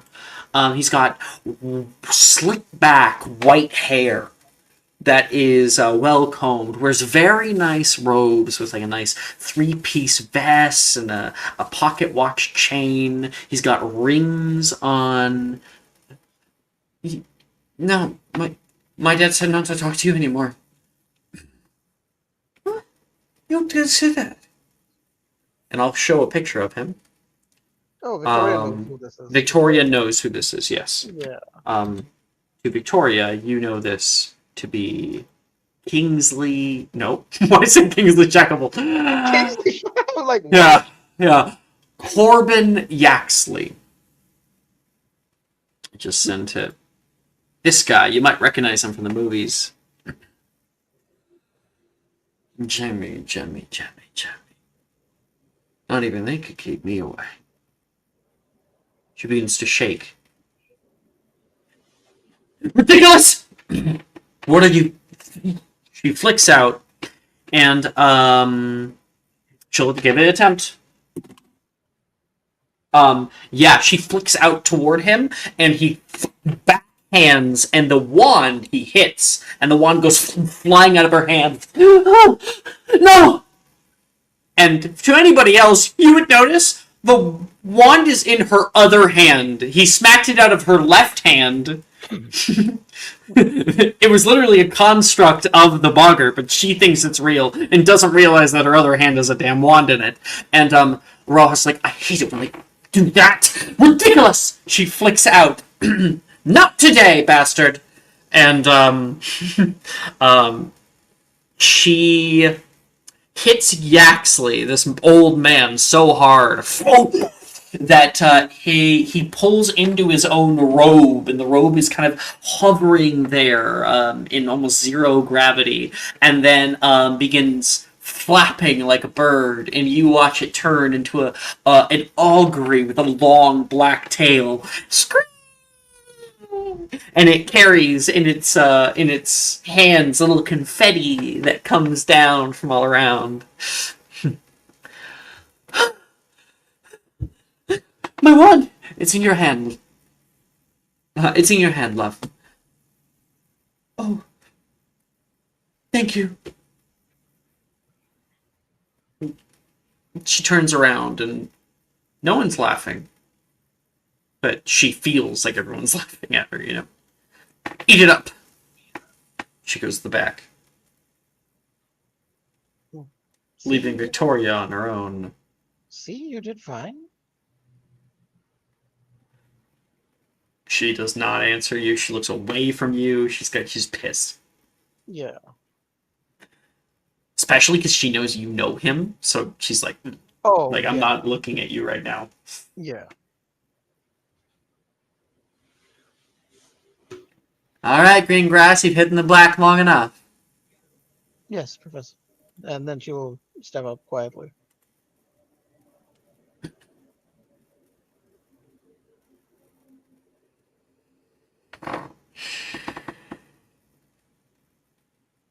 Step up to the plate. And that augury fades out of view. There's silence for a moment. And then you can hear the clacking of high heels. Coming out from behind the wardrobe right now. You can hear the sound of one nail scraping on the wood. And stepping out into one side. You see yourself. But this Victoria bears a very striking difference in demeanor. She steps out into the main foray. Oh. Well. Back here. Is that what it used to look like? And you can see this Victoria looking down at the real one. Ugh. You're so weak. No. I'm not weak. You're weak. You're weak. Victoria. I know what it's like when you look in the mirror. I was you. And you keep continuing on this path, and you'll lose everything. You hear me? And she grabs onto you. And you feel really weird because you feel her hand grasp around your hand with the wand and points it toward her own chest. Unless you're willing to do what needs to be done, nothing will ever change. You'll just keep being that worthless little girl. You afraid? You gonna cry? Oh. She actually will start crying. Do it! She yells out. So I'm gonna attempt the spell, but something else is gonna happen, which I'll describe in a second. I will attempt ridiculous.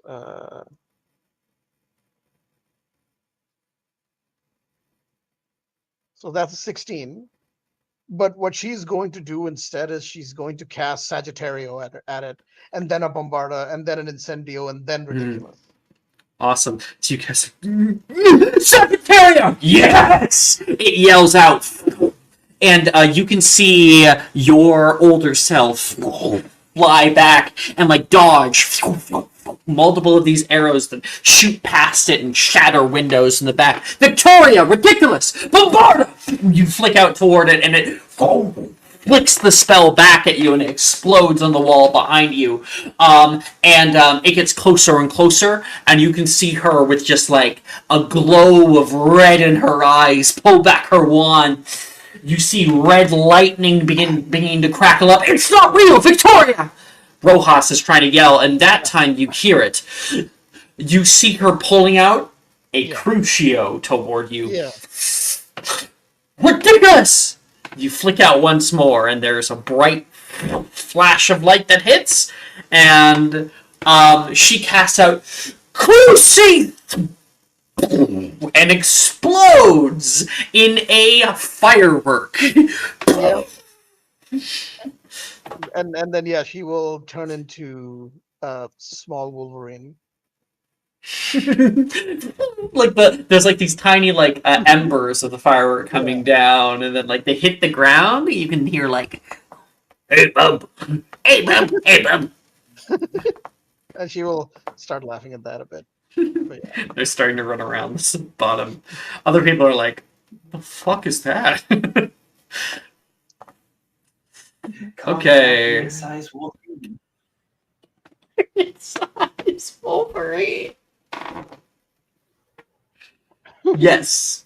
Yes. Thank you. Thank you for noticing. All right. And it's around this time that you guys can hear a familiar sound. Well, that looks like that's all the time we have today. You all did so well. Whether or not you successfully cast a spell, I hope that this was an important lesson for us all. This is about defense. This is about protecting ourselves both physically and psychologically. We're going to get a essay from everybody on the uses of the spell, especially detailing the one holding and what you would change next time. Thank you. Thank you, everybody. And people start to filter out of the room. A little somber. And the hot licorice sound flows to an end.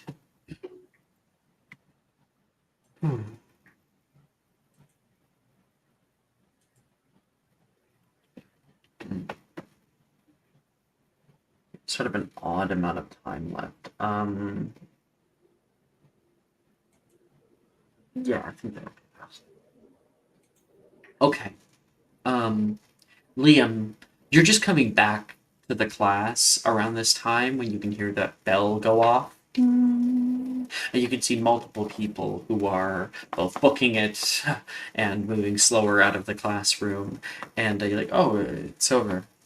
Liam, have you been crying? Yeah.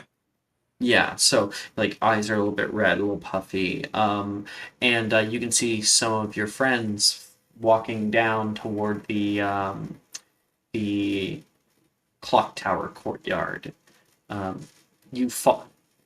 Well, I guess it's up to you if you want to follow.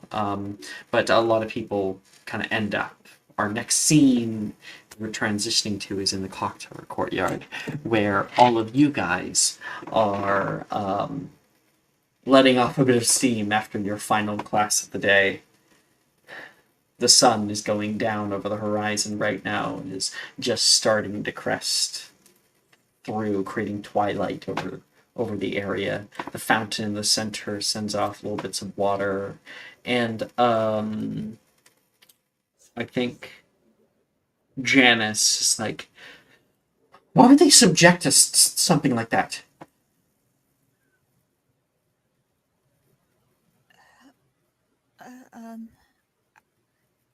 I think that it might just be because we got to know what's out there. If we came across one of those things in the wild, then we might not know how to deal with it. Believe me, Gemma says, walking into Victoria in tow. I've seen those things in real life just fine. I didn't need to see them again.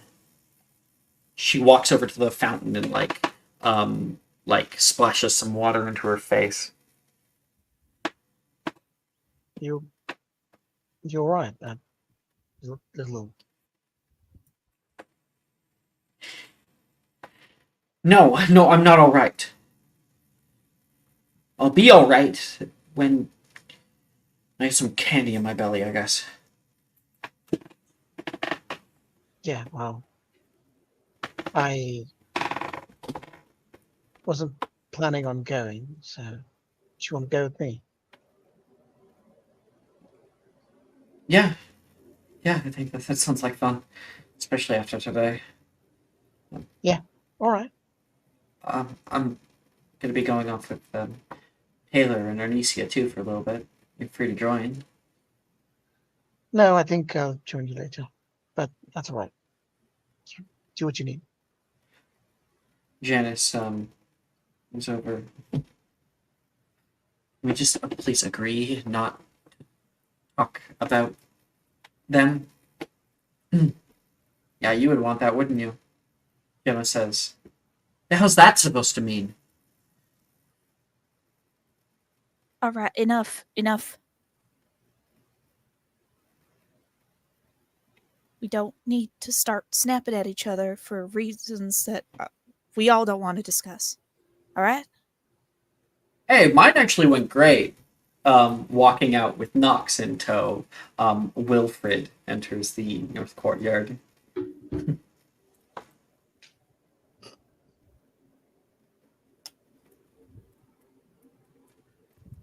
Who was the man that could cut through glass with his jawline in yours, Wilfred? What? Oh, it was my dad. Damn. That's scary. What happened to you? Sorry. Nothing. I'm gonna walk over here. Damn, bitch, you live like this? Oh my god. Roasted. Ooh. And hey, at least mine was my dad and not myself, he says, looking over toward Victoria and Nox.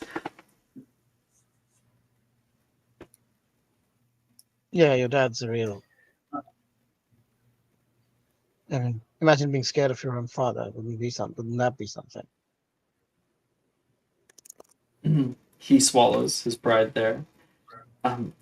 Listen, the only person who actually had some real balls was Vasa over here. He went first. What the hell was that thing?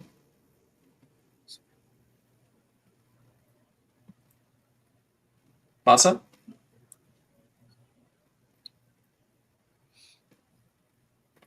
Maybe Nick is AFK. Sorry. Or maybe he's taking a hit off a bong? What's going on? Sorry. As a government employee, I do not do that. Sure. Are you here, Nick? Yeah, no, I was stepped away for half a second, and then I heard you talking, and I was like, oh, fuck, I ran back. Oh, gotcha. Wilfred said, trying to deflect, listen, the only person who actually has a real pair of balls here is Vasa. He went first. What even was that thing? No, I'm a male. What? Yeah, I'm a male, so... No, balls isn't like... Not like that. Vasa! What? You just said it. So that's what it... So I thought you meant. And, Vasa, what... Do you have an explanation as to what yours was? Oh, yeah, mine, it's kind of like a pollution kind of thing. It's a pollution man. The pollution man? Yeah. Is this one of those comic book things? No, it's just like a thing of oil that goes around and tries to pollute the world and convince you that it's good for you because he looks cool doing it. Not. Seems like Real you bad. aren't alone in that thing, so. Neither are you, Ophelia. Nolan says. Ophelia is kind of like latched on his side. Mm-hmm. Well, two different types, but same vein, I guess. You're really brave, Vasa. Yeah. It's samey but different. Kind of. Mine's more air and stuff. It gets really bad now that I'm living in the city. I get you. The air here is terrible. It took me a year to get used to it. Right? It's like whenever I go from going outside to my room, and my room has a lot of plants in it, it's like I don't even feel the difference. It's supposed to be better. You see, the trick is go up high. That's why I like the Ravenclaw common room. It's high up, so you'll feel like I'm above the smog. You'll have to let me in sometime. Yeah, definitely. Liam, you enter into the courtyard. On one side, you can see a bunch of people are gathering up in here. You can see your friends talking in front of you. Sorry about that. That was a little more than I was expecting. You And- okay? Nah, nothing. A good session at the bag won't really cure. It's Liam is very shaken about this.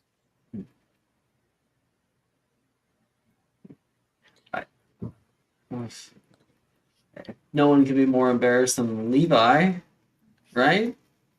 That's not true. Logan does exist. No, this is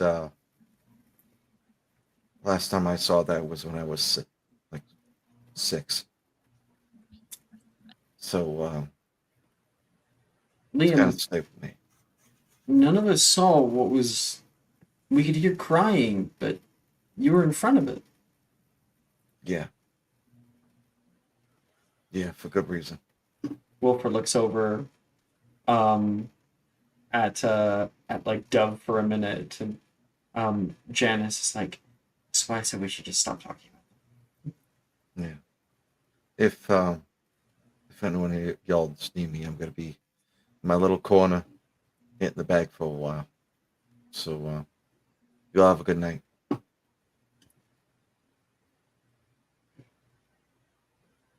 All right. Dove. I heard a Dove noise. she tries to cut through well, if it makes anyone feel any better, at least mine's not over here. So you don't have to worry about that. Yeah. They don't swim. I don't think. That'd be pretty horrifying. Hey. Knox will say to Dove, like, Yeah. your bright outlook on things, it's definitely comforting. I feel like most of us are are struggling a little bit with all of that, so having a little bit of positivity is nice. I mean, if a Mossman got here, No, those things are very limited and they're rare, and the only way one would be able to even get over here is a very complicated process, and I don't think it would be a good thing for this area. you mess up the ecosystem. It would probably eat all the hide behinds. Terrifying prospect. But listen, the important thing to know is what Rojas said. These things aren't living. And they don't have forms. They just show us what we fear most. They're at best reflections. It doesn't mean that they're not real, though. Things that happened to us in the past, things that, we think about, our worries, our struggles, those are very real things to us. They just match that energy. But we live with them all the time. We're all still here. We still got a lot to learn. And those things will get better. We're stronger together, too. It'll help if we can lean on each other. Yeah, I don't know what that does. Dove. Even Jess, I don't think you know what you could have just done. I want you please to make me a persuasion check. Okay. So you just gave me so much ammo for what I was about to say.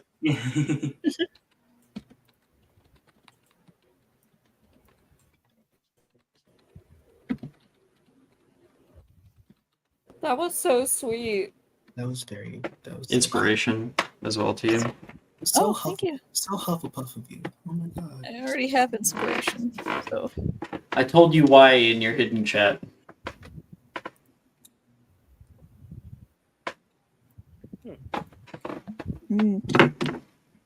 I might spend. That's a 24. Do you hold on, Jess? I'm gonna at you in something really quick.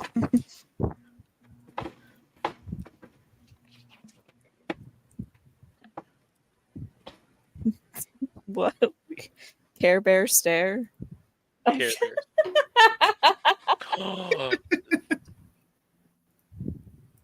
You know, y'all are great. I appreciate everyone here. You know, I'll fight a bear for y'all. Probably not like brown bear. Probably wouldn't Alex, fight look at that. my hidden. Sure. Nick, keep going. I was saying, I probably wouldn't fight a brown Brown bear. bear, So I would probably not a polar bear.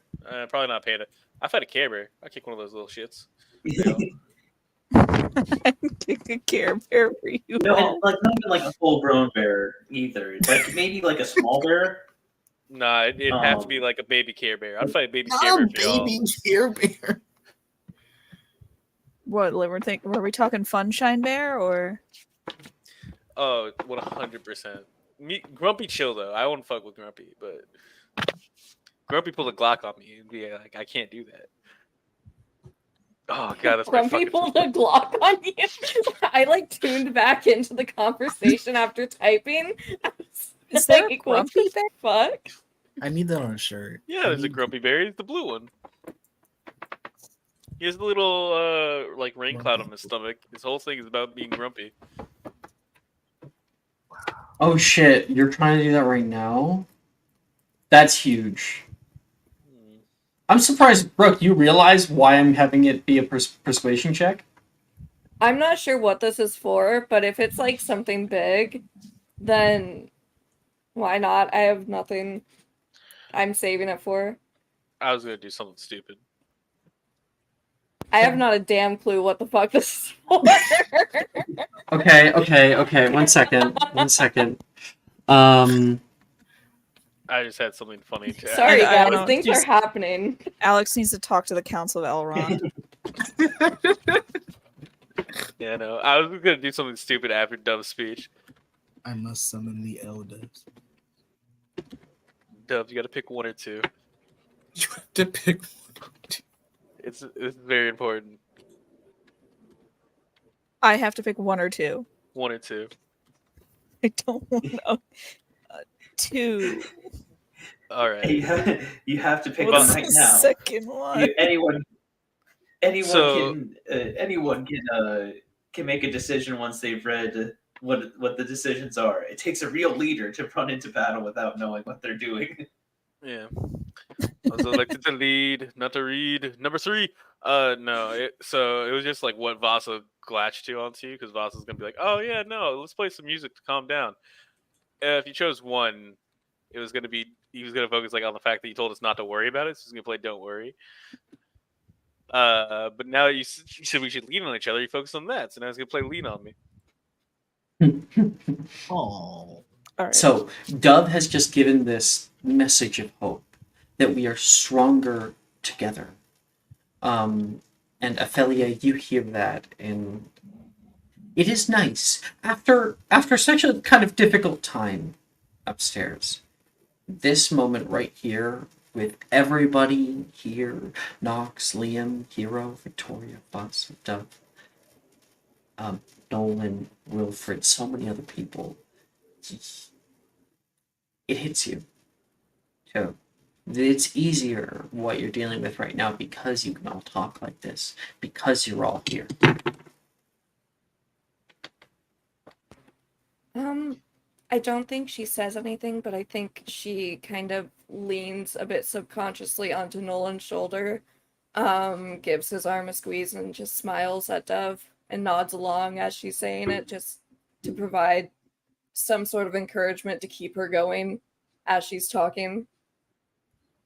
And at what Victoria said, Dove will like reach her hand out, almost like she almost takes Victoria's hand, but then thinks better of it and just kind of offers her hand to Victoria instead, like just asking for consent almost. She kind of looks at you for a second, hesitates, and then gives you her hand. And double smile and squeeze it. None of us have to know what happens. It just matters that we're together on it. Did you see mine? Yes. Yes, I did. Do you know who that was? I do. Do you? Really? Terrifying things happen all over the world, Tori. You still want to be friends with me after that? I am not the type of person to tremble at a ghost of something that might not ever occur.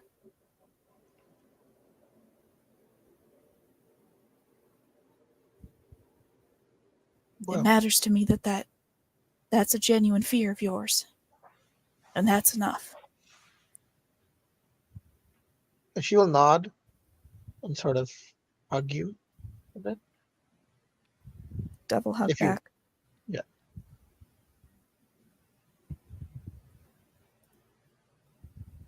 She was about to leave before you offered her hand, by the way.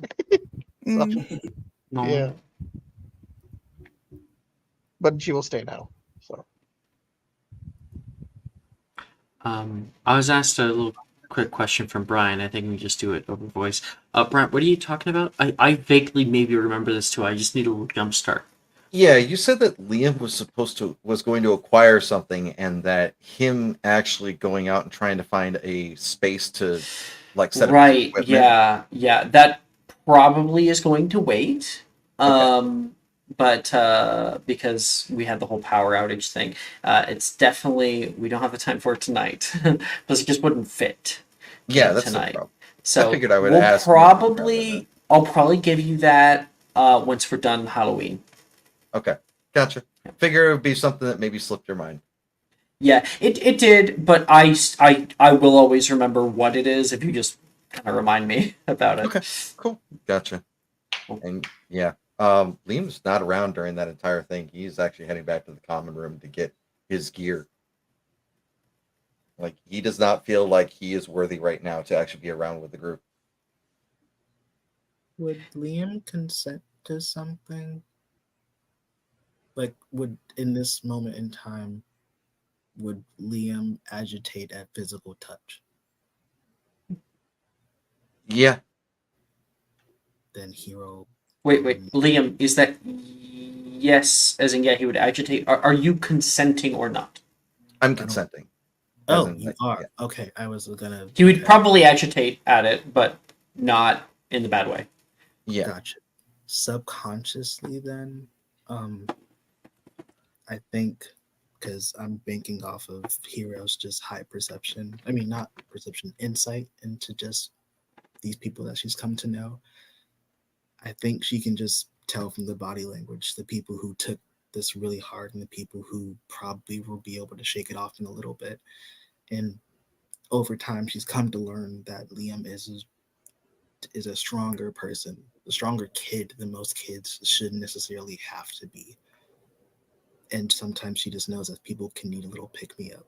So with your consent, Alex, I want to cast one of my astronomy spells for the first time because it requires touch. Hell yeah. Okay. Yeah, let's do it. As you're walking away, she won't look at you because she's kind of sitting on the ground. Shoes are off, feet crunching the grass, just trying to reground herself into the physical space.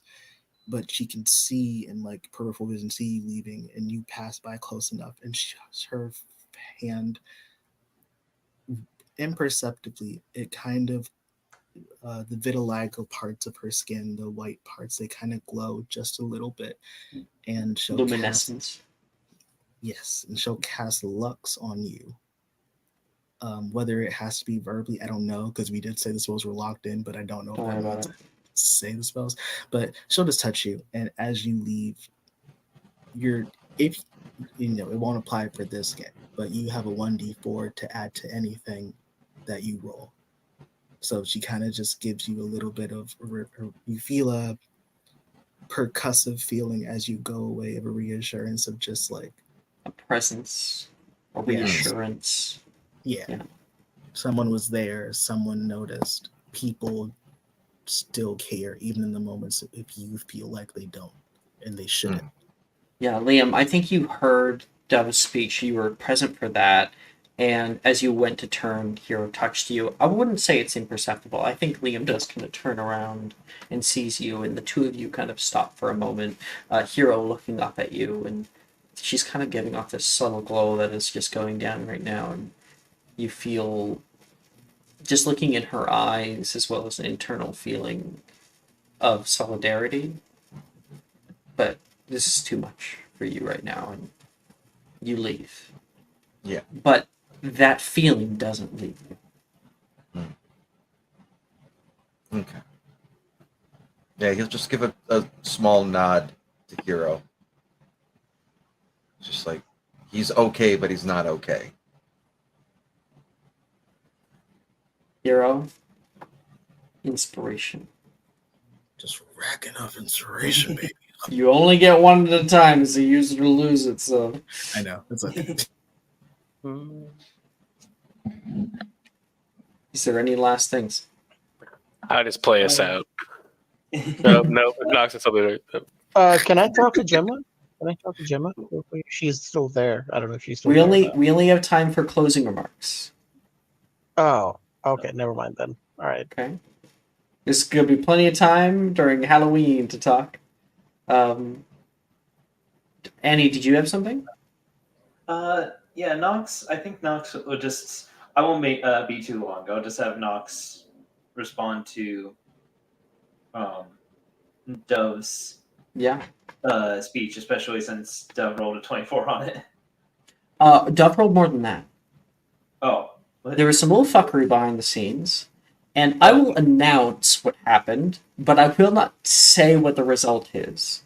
Okay. And that is that Dove's speech, the persuasion on it, was a die of fate. Okay. Then definitely Nox will You feel deeply moved. Yeah, deeply She said. moved. Nox will say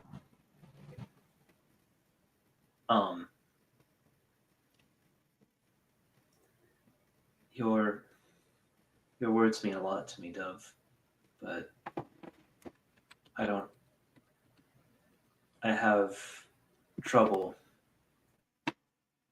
feeling like I'm someone that all of you could rely on. I'm part Vila. I've been raised to believe that no one could ever see me as a friend, see me as someone trustworthy. Well, that's a bloody lie, isn't it? Oh, sorry, what did you say? Oh, she said, well, that's a bloody lie, isn't it? Is it? It's me, Nox. I never lie. Dove, what do you think about what Nox said to you? I think there are certain pieces of who Nox was in her brain. And then suddenly there is a little click, like the set of a final puzzle piece that kind of puts it all together.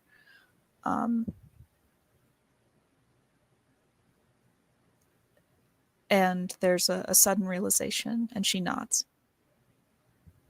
And she just smiles at him because this is still Nox. This is Nox. And she will take the other hand that is not holding Victoria's currently and hold it out to Nox. Wait, you're a what? And that's where we'll cut this episode there. And Play we'll us be out, able to Vasa. yeah, Vasa plays us out as everybody is like, "What? You're a part Vila?" Like we all start like talking all about that. to Just focus on Lean on Me. Don't worry, we'll. Victoria knew about that. Let's take on me. Sorry. Yeah. Sorry, Victoria. What did you say? I said she knew that. Oh, interesting. Not with Victoria in the past.